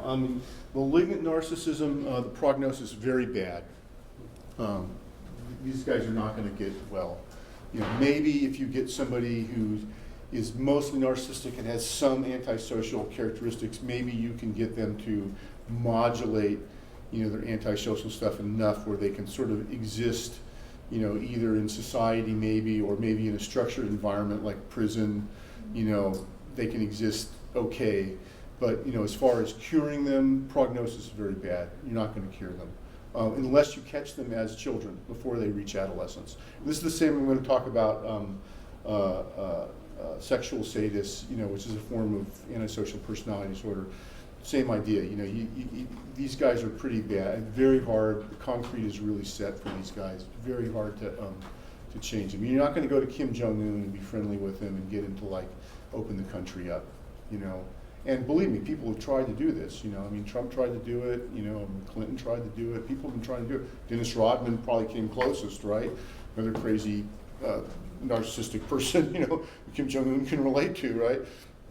You know, I mean, it's probably not going to happen. I mean, I don't mean to sound very hawkish, but you know, it's not going to happen without some sort of how do the military people term it, you know, vector of force implied, you know, I mean, it's just, you know, they're not going to change, right? He's not going to change. So prognosis is very bad for these guys. What was the other part of the question? They're not going to come in for treatment typically. These people will come in for treatment if they run afoul of law enforcement and they're forced to come into treatment. And then what they're going to do, and I'm going to talk about antisocial personality disorder, I'll talk to you about this. What they're going to do is they're going to some of them will have what we call what-if personality. They will become whatever you want them to be, and they can be very, very good at fooling you. Especially naive therapists get fooled by this all the time. This is how child molesters fool people all the time. You know, same deal. And I want to get to that later. Hopefully we're going to talk about child sexual predators a little bit later on, because I have a whole lecture on that I gave to the cops. So yeah, they don't come in for treatment. And especially guys, when they get to this level, you know, this is really, you know, it's really hard to deal with these guys. I mean, you know, look how we're out of trouble with these people in the world now. You know, Putin, Kim Jong-un, President Xi Jinping. Yes. So what would the prognosis look like for maybe, you know, you're talking like the 2A type, like maybe like the Clintons of the Yeah, world, 2A type's fine. You can deal with those. That's and not a problem. There can be. And they will come into therapy for work and relationship, love, sex things. You know, a guy can't get it up or whatever, he'll come into therapy, and then, you know, in the course of the therapy, you'll realize that he's a narcissist and this is what's going on. But if they have that neuronic level, you can treat them. They're treatable. If they're NPD, you know, just regular without the malignant stuff, if they have, and I have a whole thing of slides on this, but you know, if they have certain characteristics, then they're treatable. And if they don't have the characteristics, then you got to do something else with them. And there's a difference between whether treating them with supportive therapy, something like CBT or ACT or some other kind of supportive therapy, or full-on psychoanalysis or psychodynamic therapy. And there's indications for that. And Kernberg is one of the people who's very open to using other forms of therapy with psychodynamic therapy. You know, he'll say this person needs, you know, CBT, you know, syndrome CBT, you know. And I have some slides on that, so I want to get to those because I'll talk to you about treatment stuff. But these guys don't come in for treatment, unfortunately. And it's not like you can force them into treatment and you're going to make them better. No, cement is already dried and set in these guys. In my opinion, you might find somebody who disagree with me, but I don't think you're going to find really knowledgeable people who are going to disagree. I'll tell you, the cops I talk to completely agree with me. You know, they deal with these kind of people, not this level, but you know, criminal level all the time, and they will tell you they don't change. Right? So yeah. All right. But I thought I'd mention this to you. Why are we fascinated by narcissistic people? This is another question that goes back to evolutionary psychology. So one of the things is we are fascinated by these people. You know, I mean, we watch the Kardashians. I mean, I don't, but a lot of people watch the Kardashians. You know, a lot of people watch reality TV. I do, but it's a professional reason I watch it, because it's like, again, a psychological petri dish, you know. But, you know, look, I'm addicted to Below Deck. You guys watch Below Deck? I love Below Deck is, I'm addicted. I've watched every single episode of every single version of it. You know, I am completely addicted to it. Now, they're not, the people on the Below Deck are not especially narcissistic, so, but, you know, let me think of something else where there's really narcissistic people that I watch. I don't know, pick any other reality TV Other show. Bravo shows, any of the housewives. The housewife shows, rampant narcissism. I don't watch those. I've watched a couple of them, but a lot of people watch these shows. Kardashians are hugely popular, hugely popular. You know, our typical pop stars. You know, our local goddess Katy Perry is from Santa Barbara. You know, She people was in love my her. high school class. Was she really? Is she a little narcissistic? Yeah. All she wanted to do was be famous. They Yeah. pulled her out of school. Yeah. I want to be famous. She's a horrible singer. Yeah. So I mean, you know, there's I mean, we have a lot of people. She's I a mean, horrible singer. there's a lot of people in this, you know, I mean, around that are, you know, that we look up to, these kind of people. Why do we do this? What is the attraction? These people, we should be going, yuck, you know? We don't have anything to do with these people, but no, we're fascinated by them. So evolutionary psychology gives us some clues about this. And I just wanted to point this out because I think it's interesting to think about this. Again, this goes back to my theory, you know, trademark, dominance, hierarchy, confusion. You know, when we see these narcissistic people, it helps us to establish where we are on the dominance hierarchy, right?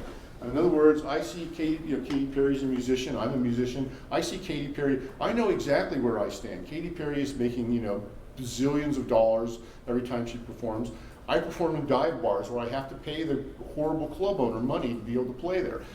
I know where I stand, you know. It's not great, I don't like that, but at least I know where I stand. I'm not confused about it, right? So these narcissistic people let us know where we are in the dominance hierarchy. And so we have a fascination. We also have a fascination about moving up on the dominance hierarchy. So if I want to move up on the dominance hierarchy, it's nice to know where I'm trying to move up to. Again, there's less confusion in that. And I have this theory, again, take it with a grain of salt, because this is just Kevin's crap, that, you know, that the dominance hierarchy confusion is a big problem for us. We don't know where we are. All these dominance hierarchies, we don't know where we belong. But, you know, if you know some anchoring points, especially at the top, then you know what you are trying to go for and you know where you stand. And I think this is one of the reasons why we are sort of obsessed with these people. I mean, I think of my own profession, you know, as being a professor, right? You know, I mean, I know where I stand. I know the provost is the boss, you know, and that person is at that position and they behave a certain way, and, you know, I'm at this position, and if I want to get to that position, then I got to do X things. It's not like it's nebulous and I don't know where I stand and who's what, you know. The confusion is really hard for us. The lack of consistency is really hard. For normal-ish people, the lack of consistency is tough. So this helps us to have consistency. It helps us with our expectations of object constancy, okay? Because that's what we learn as normal people in our childhood, is to expect things to be consistent. So knowing where we are on the dominance hierarchy helps us with that. And I think that's why we're so obsessed with these folks. Yes? Would you say that narcissists struggle with knowing where they are Oh, more than? absolutely. Okay. Yeah, we're going to talk about that a little bit. Yes. Yeah, narcissists, because the sense of self is very fragile, only know where they are in accordance to how much admiration they're getting, right? Because they, unlike us, they don't see other people as separate individuals. They just see other people as people out there to supply their narcissistic needs, right? And so for them, fitting into a dominance hierarchy, which is a form of human relationship, doesn't apply. They don't know how to do that, right? And when they try to do it, that's when they get in trouble, and that's, if they're not too far on the end of the spectrum, that's when they might come in for therapy, right? Because now they're having trouble about that. But it is really interesting that we have this fascination with these folks, and I do think it has to do with dominance hierarchy. This is a picture of, remember Anthony Weiner? Do you guys remember Anthony Weiner?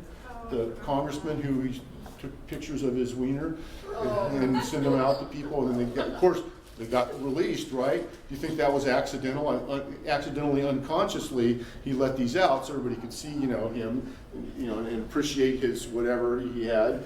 And they made a doll of him, right? They made an Anthony Weiner doll, and they sold it, and they had one that was like, you know, Barbie Ken, who was smooth down there, and they made another one that was anatomically correct. The anatomically correct one outsold the other one by, like, I don't know, 2 to 1 or 3 to 1 or something. We have a fascination with these guys, you know, and also I think the other thing too, and I'm a little more speculative about this, I think this has to do with human evolution, and has to do with things that humans evolved cheater detections. So this is where, and a lot of evolutionary biologists talk about this. Robert Sapolsky at Stanford talks a lot about this, and some of the other people in the field, that we have this cheater detection thing. Robert Trivers, who was at UC Santa Cruz, talks about this. We have cheater detection. So, you know, we as a society, we've evolved to be able to like try to weed out the people who become free riders. You know what free riders are? Those are people, you know, we cooperate as a group, we do things as a group to keep everybody together. And some people just sort of tend to like, you know, go along, they don't do any work, but they reap the benefits of being in the group, but they don't provide anything, they don't do any work. And as human beings, we have developed a very acute sense of cheater detection. We also, if we get the chance to be free riders, we'll also take that too, right? So we have these two conflicting sort of evolutionary programs going on. Yeah, if we can free ride, we will. But as a group, we're going to detect anybody trying to get away with something. And when we detect somebody trying to get away with something, you know, as a society, we tend to really come down on people. We really come down on cheaters. Even though unconsciously we might want to cheat ourselves, or we might cheat ourselves a little bit. But when we find somebody, especially somebody who's up on the dominance hierarchy, and we find them to be cheaters, then we tend to like, you know, come down on them really, really, really hard, right? And so this is kind of baked into human programming, evolutionary programming. These things had survival value, right? You know, cheating a little bit had survival value. Detecting the cheaters who were drawing resources from the group but not contributing also had survival value. So these are things that, you know, we have things, and I think when we see these, especially higher up dominance hierarchy figures, you know, who are purporting to do something, and then we find they've been cheating, then we want everybody to know about it, right? So if you look at the media, and I don't care if it's the right-wing media, left-wing media, whatever, you will see them calling out cheaters all the time, right? Fox News is always calling out cheaters, you know, what they perceive cheaters on the left, right? And you know, CNN is always calling out, you know, what they perceive as being cheaters on the right. And then some of it goes beyond politics. I mean, I think George Santos is a very good example of this now, right? Narcissistic guy clearly is doing some narcissistic, weird stuff, delusional stuff, cheating all over the place, right? And he's now being called out by both Republicans and Democrats. You know, I mean, everybody's calling out for him.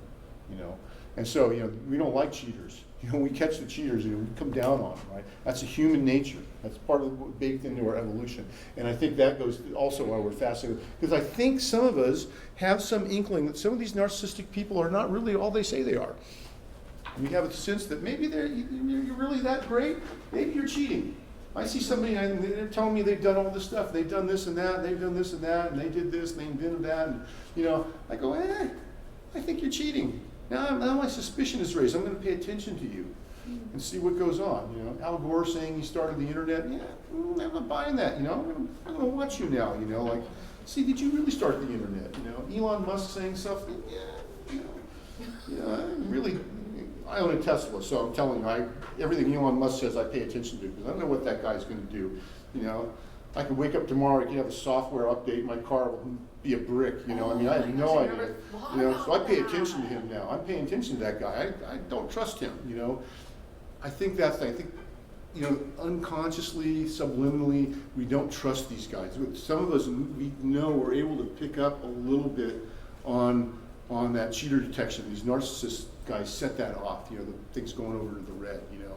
So that's my theory about this. I don't know. I bet he loves that power, knowing so many people have Teslas and that he could. I mean, usually the stuff they do, it's usually good. You know, usually they do upgrades, they upgrade your car for free, it's fantastic, but you never know. You know, sometimes they do stuff and it's a little weird. And you hear Elon Musk talking about things, you go, I don't know about this guy. I have a lot of friends that work in the tech industry, and they're like, it's turned into this culture where you literally don't know if you're going to wake up and your job's going to be gone in the morning. There's a lot of fear there now. Yes. So again, like with the Twitter stuff with Elon Musk, yeah, there's a lot of that stuff going on. So, you know, again, we look at these people. Steve Jobs was another one. I knew people who worked at Apple for Steve Jobs, and, you know, it was the same thing. They followed him. You know, we don't know what he's going to do. We're going to follow everything he does, because he was another one who was very much like, he was not 2A, not 2B, he was 2C. You know, he definitely 2C. And he had that whole thing, you know, again, being an orphan and, you know, adopted, the compensatory thing, but he was closer to NPD than perhaps Bill Clinton or Barack Obama, in my opinion. He was pretty narcissistic. He, you know, I knew people who worked for him, you know, definitely he was brilliant, you know, brilliant. Elon Musk, brilliant. You know, I mean, these guys are brilliant, but I mean, you know, you gotta watch them. That's what I hear about all the bosses in the tech Yeah. industry. They're Yeah. brilliant, but they are. Yeah, and they don't get to be bosses unless they have some Yeah. narcissistic traits and sometimes some antisocial personality traits. We're going to talk about that next or in 2 weeks. Yeah. All right, so I just wanted to bring this up because I think it's a really interesting thing to be thinking about. Okay, and we're going to run out of time, so I'm going to, oh God, I may have to save some of this for next time. I wanted to mention this book in more detail because we're talking now a little bit, we're edged into talking about narcissism as a cultural phenomenon. And Christopher Lasch wrote this book in 1979, and I think this book, what he wrote in 1979, it was precedent, even more what's going on today than what was happening in the 70s, late 70s. And he talks about several factors: the rise of consumerism, the influence of mass media, and the degradation of traditional social structures like family. And this results in a hedonistic society where we make a cult out of celebrity, seek out pleasure and immediate gratification at the cost of the common good. We have a decline in community ties, and we tend to engage in superficial relationships. Just think of all the dating apps out there. Like narcissistic personality disorder, individuals in our narcissistic society are characterized by a lack of empathy, the inability to form meaningful and deeper relationships, and a need for constant attention and admiration. Individuals in a narcissistic society are easily exploited and manipulated by those in power. Very important. People, and again, I'm not picking political sides here. Doesn't matter who you're talking about, but you know, if you're in power and you want to, you know, keep your population under control, the more narcissistic they are, the easier it is to manipulate them. Right? Hitler knew this. You know, he figured that out. And this is what propaganda is built around. Propaganda will manipulate your sense of narcissism, society's sense of narcissism, to get so people in power can get what they want. Okay. And I'm not going to go all Marxism on you, you know, but I mean, you can probably relate this to whatever political system you want to do. But I mean, this is just sort of everybody uses propaganda. Okay? It doesn't matter who, whatever political power person is in power uses propaganda. Everybody uses propaganda. Putin uses it. Hitler used it. You know, Trump used it. Clinton used it. You name it. You know, propaganda is part of now baked into the United States political system, unfortunately, but everywhere. And this is, you know, if you have a narcissistic public, you know, culture, you can manipulate them. You know. And this is what he said in 1979. I think it's still really true. Very good book. Highly recommend this if you have time. If you want some good summer reading, this is a really good book. And again, this, according to Lasch is an interesting guy because he was both criticized for being too conservative and being too liberal at the same time. He was able to accomplish that back in the day. And he says that narcissistic societies come about because of the erosion of traditional family structures. It's a very conservative argument. And this is characterized by a lack of stability, prioritization of individual needs over the needs of family as a whole, a lack of boundaries between parents and children, overly permissive parenting. And my friend who's a developmental psychologist will tell you that he believes that most of the ills of our society are due to mostly to over permissive parenting first, and then secondly over authoritative parenting. Authoritarian parenting, not authoritative, authoritarian parenting. Those are the two worst ones, but permissive, he thinks permissive is even worse. Parents treating children as an extension of themselves, high level of competition within the family. The result of this is the public is disengaged from political reality and social obligations, and that's kind of a conservative argument, right? But is he conservative really? He also argues that the welfare state's partly to blame for creating a culture of dependency and entitlement. Very conservative argument. But he also says that in order to uphold the tradition of social structures, you need institutions that are a bulwark against these problems. You need government interventions, socialist sort of interventions. You know, something like having this society, something like Norway or Sweden or something like that, where they have social structures, you know, that are funded by the state that you know can help people. Right? So that's a very liberal argument. So he's a little bit of both. Very interesting. He's also very critical of capitalist culture. He thinks capitalism is, you know, a lot of the narcissistic ills of our society are due to capitalism and consumerism. That's also a very liberal argument. And he believes individual rights need to be balanced with social obligations and responsibilities. Also a fairly liberal argument. So interesting guy, very interesting, nuanced book. I really think it's a fascinating reading. And I put this picture of John F. Kennedy up here because Kennedy made this very famous statement. You know, ask not what you can do, what your country can do for you, ask what you can do for your country. right? And this is basically, if you wanted to encapsulate what Lasch says is the sort of remedy to a narcissistic culture, it's this statement. Kennedy said this in his inaugural address, very famous speech. This is basically what Lasch is saying. What we need to be doing, we need to be thinking of ourselves as a group. How do we help the common good rather than just me getting what I want, right? A very good book. I highly recommend you guys read this. All right, let's talk a little bit about treatment for a few minutes, and then I'll let you get to your paper, okay? So let's talk about treatment.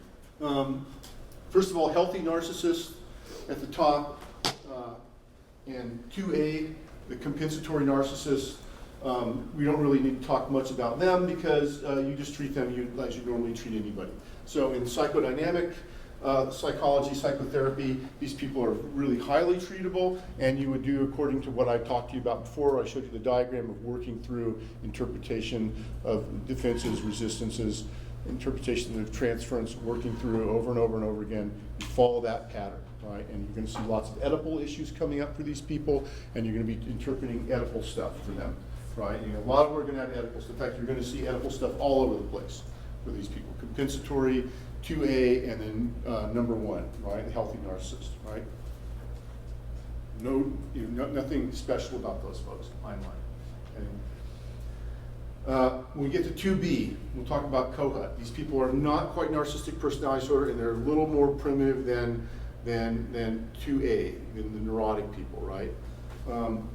Kohut psychotherapy involves creation and maintenance of a cohesive sense of self. The treatment would include repairing damage to the patient's self-cohesion accomplished by providing empathic mirroring. And he talked about mirroring transference, where this is interesting. When you see the patient, what you do is you become a mirror. You want them to see you as them. They will see you as them, and so you want to be, as mirrored to them, and that way it prevents them from devaluing you. And this is sort of the foot in the door of the transference, right? Get your foot in the door, and so you can start developing a more, regular transference. But that won't happen right away. So you do this mirroring transference first. So you do this mirroring. And the therapist is providing empathic, validating environment where the patient can express their emotions and needs. Therapist mirrors the patient's emotional needs, facilitating understanding and acceptance. This is fairly supportive type of therapy. And in my opinion, critique of this, it also, there is less neutrality here than you would typically see. Second stage is idealizing transference phase. Therapist supplies the patient with a sense of admiration and approval that they did not receive in childhood. This is what we call, like mentioned before, as a corrective emotional experience. You become the parent that they didn't have, who is consistent and constant, and praising them in a healthy way and giving them a sense of admiration in a healthy way. Therapist functions as a role model, helps the patient internalize empathy, self-reflection, and healthy esteem. If you're a behaviorist, you would say that you're going to reinforce the patient for these things, for being, being healthy, having a more structured sense of self. And if you're in a Bandura way, you're going to role model that, and they're going to pick that up for you. Okay. I think that to me sounds very idealistic, but leave that. And the third one is the twinship transference phase. The therapist helps the patient develop a sense of connectedness to others. This includes seeing how one is the same and different from other people in a realistic manner. This results in empathy and compassion for others. So I think this would work okay for somebody who is 2A, 2B, maybe. I think it's a little simplistic. Again, my experience with self-psychologists, I just think this is a little bit like, I think it's very supportive. I don't think you're going to get down to the core object relations issues that underlie this with the cohesion thing. That's just my opinion, so take it with a grain of salt. It's just, I don't like Kohut stuff. You may love it, it's fine, okay? I think it's a little unrealistic, but again, if the person is really neurotic, 2A, this would probably be fine, but for 2B and lower, I'm very skeptical. And I think in Kohut's writings, I think there's a real confusion between narcissistic personality disorder and a healthy or compensatory narcissism. I think he's just confused. That's my opinion. Again, take it with a grain of salt. Let's talk about Kernberg. Now we're going to talk about treating actual people with narcissistic personality disorders. So 3, not 2B and below, right? 2B or 2B and above. And what Kernberg says is differential diagnosis, very important. There's a lot of overlap with borderline personality disorder. We're going to talk next week about borderline personality disorder. Both people with NPD and BPD will use splitting defenses and primitive dissociation, as well as projection and projective identification. They both share severe ego pathology, intolerance of anxiety, lack of impulse control, inability to sublimate, and primary process thinking at times. Difference is that NPD, there's an integrated but pathological grandiose self, made up of rudiments of the real self, the ideal self, this is partly, remember, superego, and the ideal object representations from childhood. How well the grandiose self can function at the surface level is highly variable with people with NPD. Remember, it's a spectrum, not a light switch. Okay? Functioning is well enough, people will not come in for treatment. So if people are functioning at the sort of more the 2B level, they may not come in for treatment. Okay? Patients come for treatment because of seemingly neurotic symptoms, sexual disturbances, problems with relationships, problems with work. They seem neurotic on the surface. And they come in, and then after a few sessions, you go, oh, a narcissist here. The grandiose self, again, which is a term that Kernberg takes from Kohut, includes elements of the superego. So in the grandiose self, the superego and the ego boundaries are blurred. They're blurred, so they're not as distinctly. Their functions are not as distinct from one another. And treatment prognosis for psychoanalytically based psychotherapy is better if the patient can tolerate some anxiety and is motivated. Those who don't have these qualities are better served by supportive psychotherapy. If patients do well with supportive therapy, then psychodynamic therapy can be started later on. And Kernberg is a big advocate for this. Supportive therapy can be a re-education to tone down the narcissistic traits.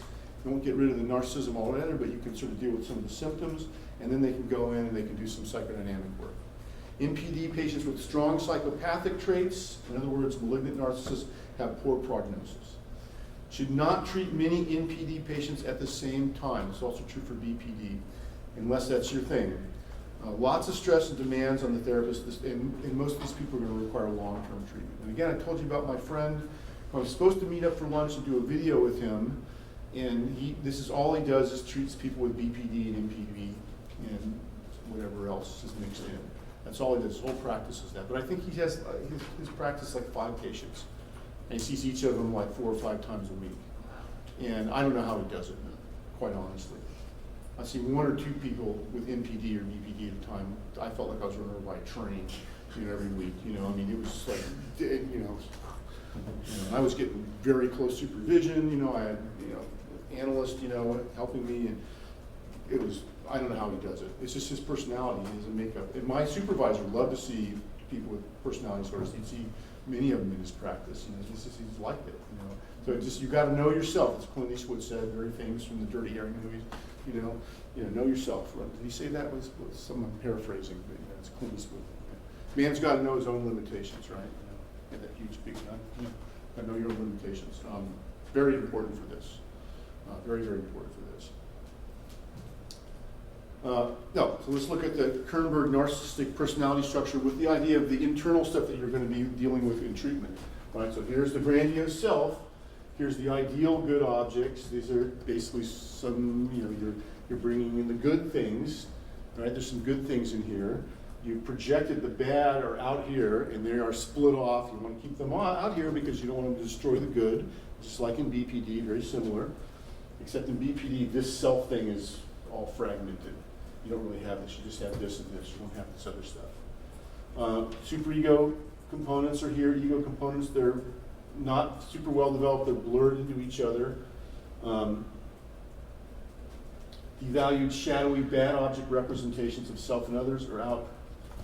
These are felt. These are experiences persecutory. They're persecuting you.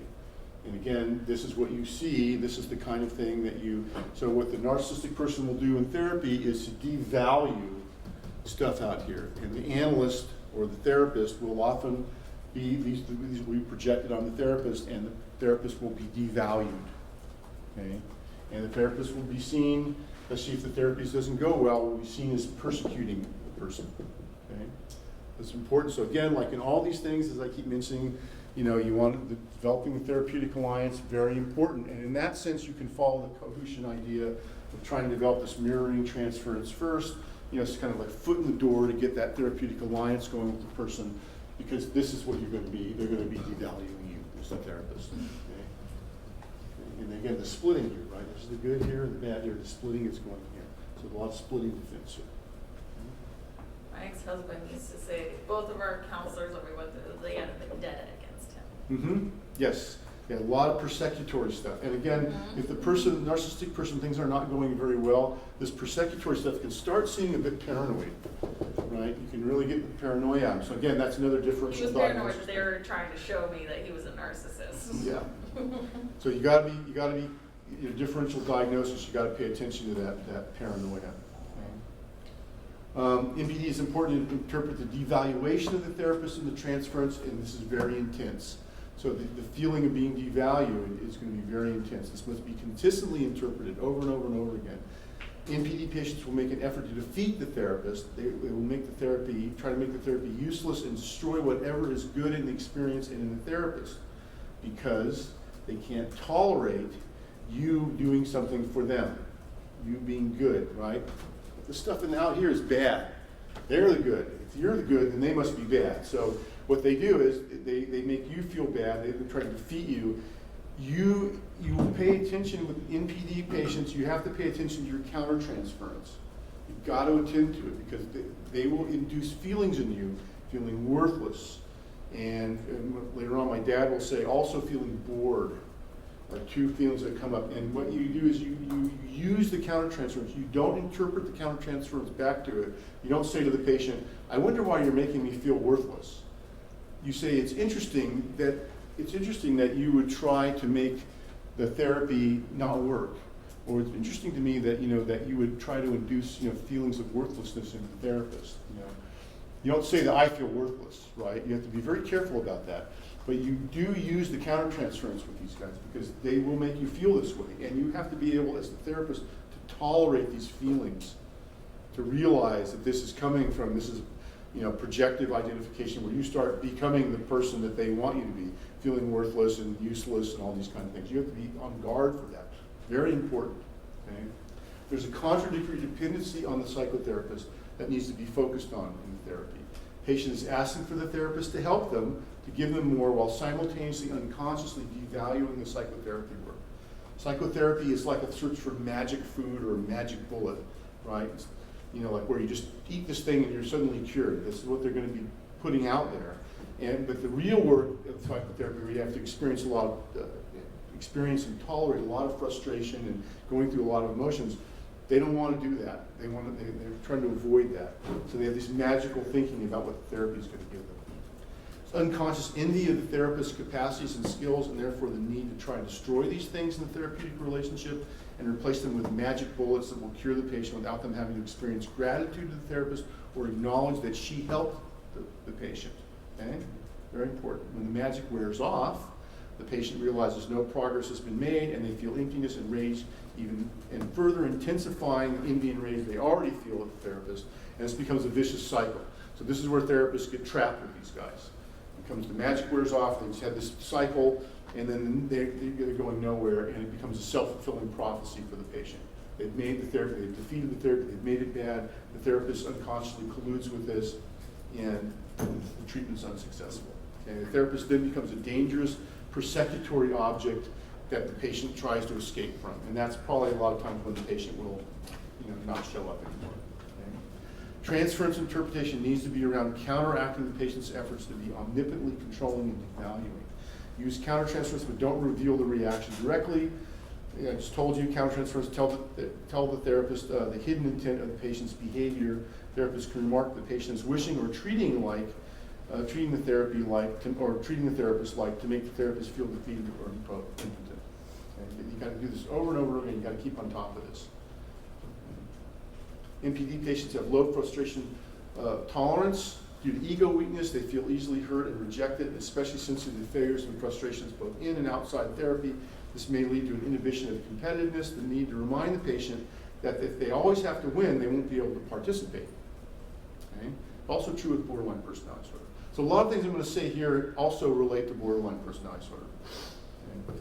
Psychotherapists can encourage adaptive use of narcissistic needs and to find solutions to conflicts in the patient's life, especially in the beginning. It's kind of more of the supportive stuff. This will help the patient to incorporate significant aspects of the psychotherapist he would otherwise envy.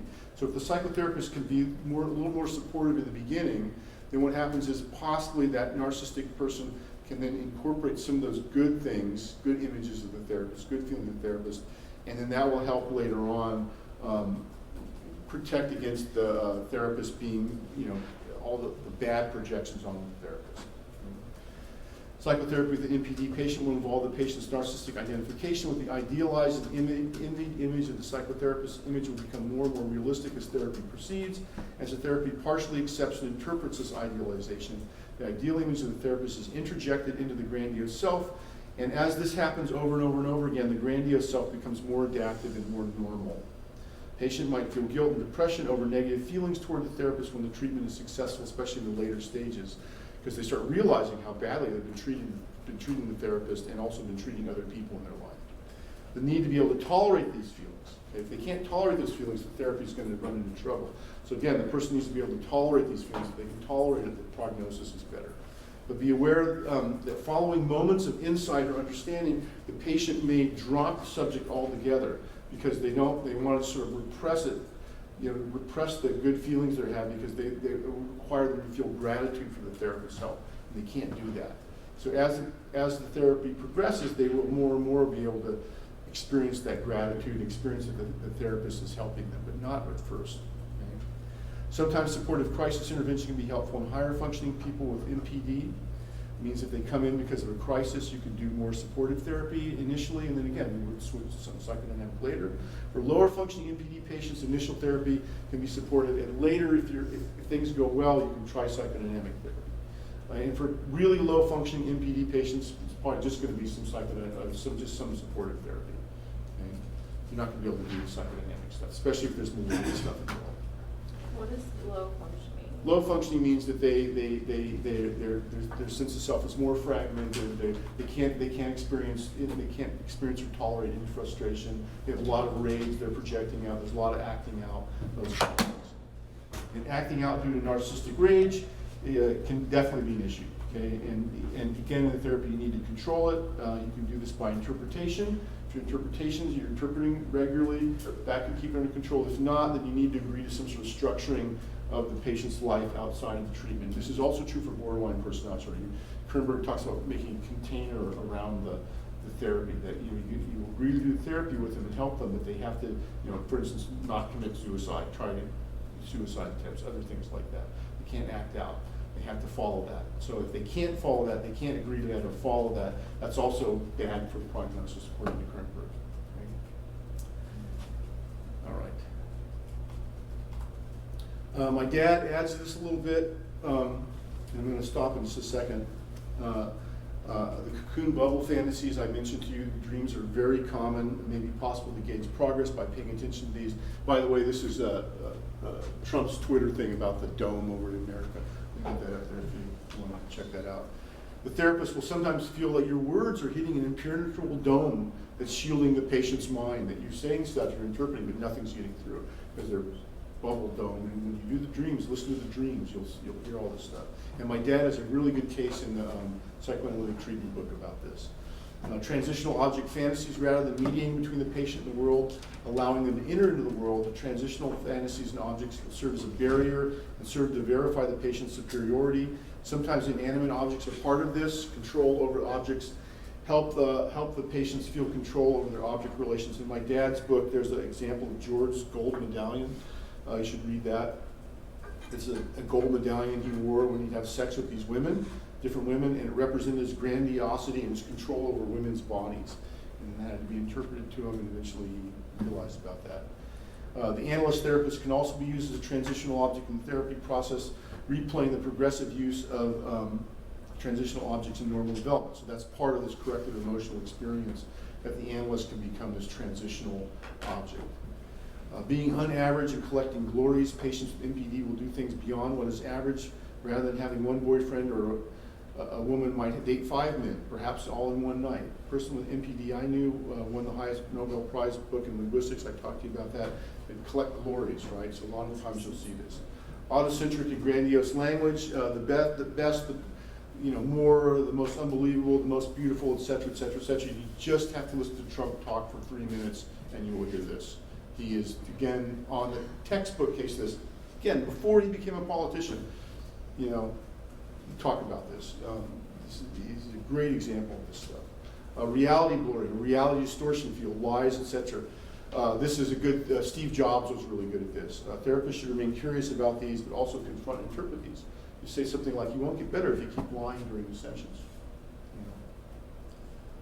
If you keep lying during your Yeah, sessions? keep lying, or keep saying, exaggerating, whatever it might be, right? You can interpret that. At a certain point, not in the first couple sessions, after they've been a while. Yeah. MPD patient will not typically display sorrow, remorse, or gratitude or guilt during therapy sessions. In order to maintain the grandiose self, they have learned not to express these. They will express envy, rage, greed. Rage will come out when they feel their grandiose self is threatened. Therapist transference, my dad says, same as Kernberg's. Countertransference include the therapist becoming bored. Okay, so if you become really bored in the therapy session, that's also something that you need to pay attention to. You got to be able to tolerate this. So my dad talks about these crucial junction experiences. These are moments of integration where unintegrated images are integrated within the grandiose self. And during the therapy process, this has to happen over and over and over and over and again. And eventually the grandiose self will become more normalized. They'll be able to internalize more good objects. Their ego functions, superego functions will become less blurred, more and will function better. And this has to happen over and over and over and over again. This is part of the working through. Okay? And at this point, when this starts to happen, the patient may experience guilt and depression over how they treated significant persons, and then the patient will eventually become like a child going through the Oedipal phase for the first time. They'll get through the developmental stuff, this early object race stuff will normalize, and then they'll start going through, they'll have an Oedipal issue with the therapist, and they'll resolve that in therapy, and basically treating them like, at this point, like they're just a neurotic person. And that will happen, but they got to go through the other stuff first. So it's very, very important. And again, I put my dad's book up there. I think you have a copy of this now, electronic copy. Read the cases in there. These will exemplify this stuff. I think the cases, really good narcissistic cases in this book. So I encourage you to check those out. Okay, and that's it. Any questions? Yes. So, a lot of the personality disorders sounds like their primary focus is on relationships. Yes. You learn how to relate in Yeah. a maladjustive Yes. way. Yes. So is it fair to say overall that when you're dealing and when you're treating people with personality disorders, that you're primarily trying to demonstrate a relationship to them? You're trying to have a relationship? Well, you are, but you got to realize the relationship is very infantile. That their relationship, it's not a normal adult relationship. It's a relationship colored by their disruption in development when they were very small children. So that's what you got to realize. But yes, it is about relationship. Also, you got to realize the relationships are fueled by the drives. There's a split in the psychoanalytic community between those who just deal with the relationship and those who see the relationship stuff being fueled by the drives. I'm in this camp. There are plenty of people out there, they call themselves relational psychoanalysts or relational psychoanalytic psychotherapists. They don't bother with the drive stuff.